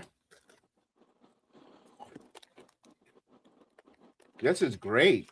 Yeah. You see how Gunther standing with that title? You see that? See, that's how Mason Rook's gonna look in 3 years. Oh yeah. Oh yeah. He's gonna lose all that weight up here, looking like Gunther up here eating beef stew. And hopefully he gets a real good haircut. So No, won't he's look just gonna like grow the mullet back. Ugh. I mean, it's a better wrestling look for him than that low cut he got now, looking like an Eminem clone. Ha! He ain't slim, no. All right, I like the graphics for Clash of Italy though.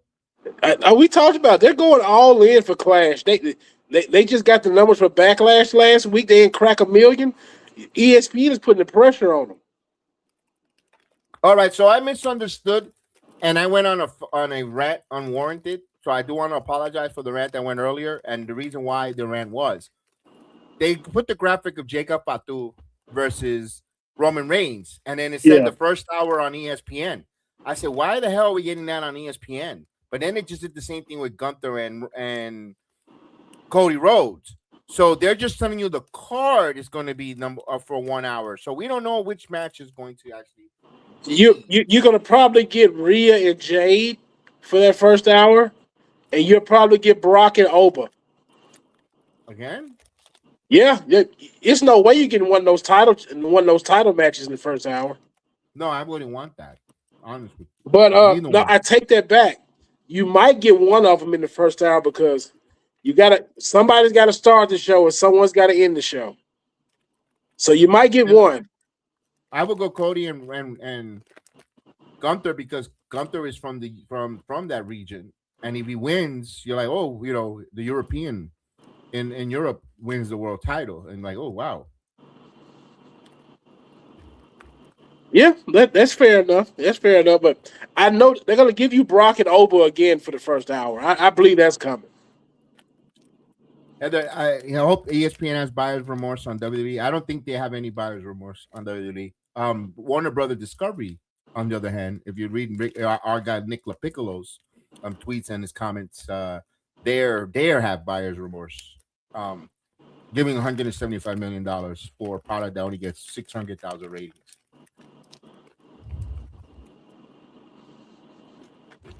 Which, by the way, rumors have it they're going to YouTube. Who AEW? I mean, truth be told, that'd be a good move. It hasn't hurt MLW, has it? No. But if anything, it's going to hurt their My AEW app if they go to YouTube. I can see that. So because you'd be like, just go to AEW, My AEW. Yeah. And try to work with some of the sponsors that you have for the Jacksonville Jaguars. See if they want to sponsor your show on My AEW app. And it might not be the same rate as the NFL. I know, but you I don't know. I don't know how they but yeah. According to all reports. With ESPN, honestly, they're not going to have constant growth when it comes to those subscriptions every year from WWE fans, because most people who already have it, they're going to keep it or they're going to dump it. You're not going to have new people buy the app because of WWE anymore. So that may be the remorse there. But here's what they're doing, though. See, people make it seem like it's just a ESPN app to get WWE. Mm-hmm. I have with my ESPN app, and I said this many times, I also have the Disney Plus with it. Yeah, it's together. So there's a lot of good stuff going on right now. You get a lot of content for that for the $30+ that you pay. It's just that price point is just too prohibitive right now, and it's not going to go down. No, it's going to go up. Yeah, it's going like the NFL is going to do record numbers again this year. They're going to probably go up about $2 or $3. But you know what's going to help this ESPN Plus app, which is kind of is the NBA Finals this year. Due to the fact that if here's the reason. Yes, you could have it. You could watch it on the ABC over the air antenna. Great in your affiliate. But now everybody's doing streaming. Everybody's having digital. Whether you could actually, if you have the ESPN Plus app, like the way I do the watch along, I'm doing on the app, and I'm watching. And even if the NBA Finals is on ABC, the Eastern Conference is on ABC, I'm doing it via the app because I'm able to do it, stream it there, and do it. I could also take my laptop, like if I wanted to go poolside and watch it. You know, you've seen people in New York City. They were in their cars with a big gas television because they're just streaming it on the ESPN app. Yeah. That's the plus advantage. You're right. I got a question, Kev. Do you know when the USA deal ends for SmackDown? I thought it was a 3-year deal. I know once that happens, they might actually do that idea we talked about. They may move because Netflix is going to have SmackDown after that. There's no way they're going to be back on linear television, and they might move it to Wednesday. They might do that. According to our friend, I believe, I wish K-Dot would jump on real quick to let us know a little more, because that's his field. WWE's the TKO brand is going to have content once this merger goes through Paramount. They're gonna have content. They're gonna have content on TBS and TNT. What I mean, TKO content, whatever it is, either it's Sufa boxing, more likely it's gonna be Sufa's boxing. I don't think wrestling. They could do another wrestling show on TBS, on that app, but that's why a lot of things are pointing the finger that AEW won't be on TNT, TBS broadcasting, especially with the merger. So I take it for a grain of salt, but I wish K-Dot would expand on that. I don't know the full details on it. I'm just going by it. I'm actually repeating.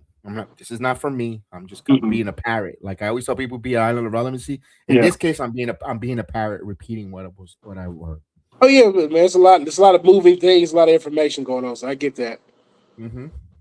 But I know once that USA deal is up, and I know Netflix is going to pick up SmackDown, it's going to be a really big deal for AEW to get those numbers up. I could see NXT going back to USA Network. You say NXT going back to USA? Yeah, because they had good numbers. They had good numbers there, and I could see them offering more than $25 million because they'll have a package with Saturday Night's Main Event with NXT and so forth. I could see that them going back again to the USA. I hope not. It's time for the WWE to just embrace strictly streaming at this point. Because I mean, the cable cutting is been happening. It's going to keep happening, and I know they're tired of having that SmackDown number being 1.5 on cable. I know they're tired of seeing that. Do you think they get more on streaming?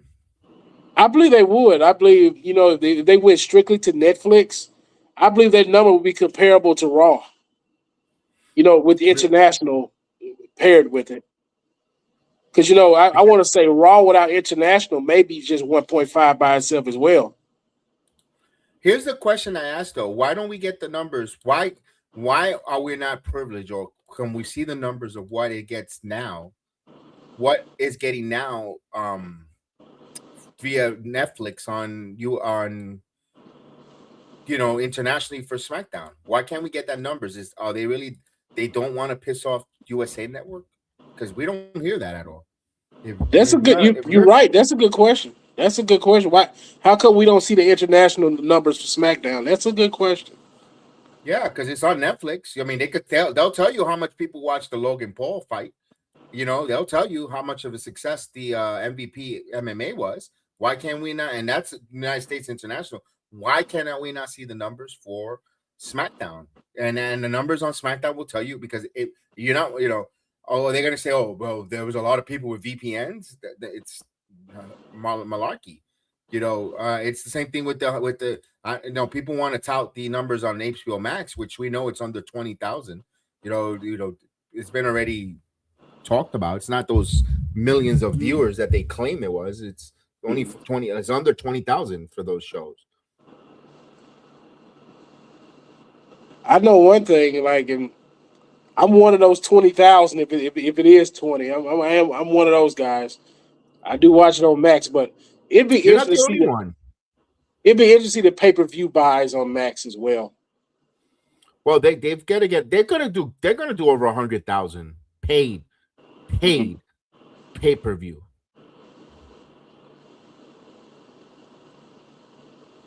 And Heather doesn't want them all on the WWE streaming because they pay for different streaming channels, sold the rights to. No, but eventually they're probably going to be on one streaming platform. Yeah, that's what I like about the they're gonna all WWE. be on Netflix soon enough. Yeah, they're all going to be on Netflix. If Netflix continues to grow and continues to do all the things, they're going to be on Netflix.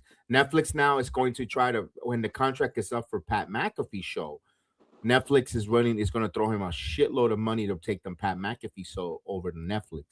He's going to do it too. He's going to do it. Of course he's going to do it. Because they're going to let him do uncensored over there. Of course. He's going to do it. Of course. You know that's coming. You know he is leaving ESPN once that deal's up. Which is crazy because now what's going to end up happening? You know what's going to end up happening? You're going to get now a bundle of different streaming platforms. And you're going to pay $69.99 to stream all these three different, maybe Paramount, Netflix, and Disney. They were already doing it. Disney was offering HBO Max with Disney and certain and things like that. They're already starting to bundle the streamings. It's just gonna turn to a digital cable network. That's all it is. I'm telling you, that's gonna go with my conspiracy theory we talked about a few weeks ago. Be prepared to be back in your houses. Yeah. You did put a conspiracy theory on there. I don't know if you guys are going to join us here, or they're going to or they want me to do their smoke session. I haven't heard from them. I haven't reached out. I can still stay on. I don't know if you have time. I can still talk. I don't need to get off. Oh no, man, you can end it because I was gonna probably get another 20 minutes in me. Then I'm gonna hit the bed myself. All right, so I'm gonna end the stream. We want to thank everyone. We got over 4,500 people watching us. That was a good one. We'll be back on tomorrow afternoon. So take it out. So we'll be back on. We got Jeff Littman joining us on the Garden of Thoughts. He's going to give us a conversation about all the legal stuff, TV deals. We're going to have all these questions, plus Dynamite, all that good stuff. Here you go. Let me read this last one. I always said someone in Tony's circle will bring to his attention that if you turn on HBO a couple minutes past 8 o'clock, the Dynamite option is buried at the bottom. There's a lot of things that the app is imperfect because I heard when they do the 3-hour block, you have to leave. Yeah, you have to switch over. Collision. Yeah, which is bad. Just stay, and that's that. Tony should just keep it there. Have that comment. Let's keep, but I understand why they do it because it's like when we do our show, Hoss, on Mondays when we do the watch along, and then I have to hit the end and then to drop another stream for it could be reactionary, so we can upload it for the audio side. I think that's what they're doing for library purposes on that stuff. That's what I think it is. But with that said, we're gonna say goodnight to everyone. Remember, it's the weekend, and especially a long weekend. Always be aware of your surroundings around you. If you're going to drink, make sure you give your keys to someone, the designated driver, or get an Uber, because we want to make sure you arrive alive back home, not just to our streams and watch along, but to your loved ones. So may the sports be with you. We'll see you guys mañana.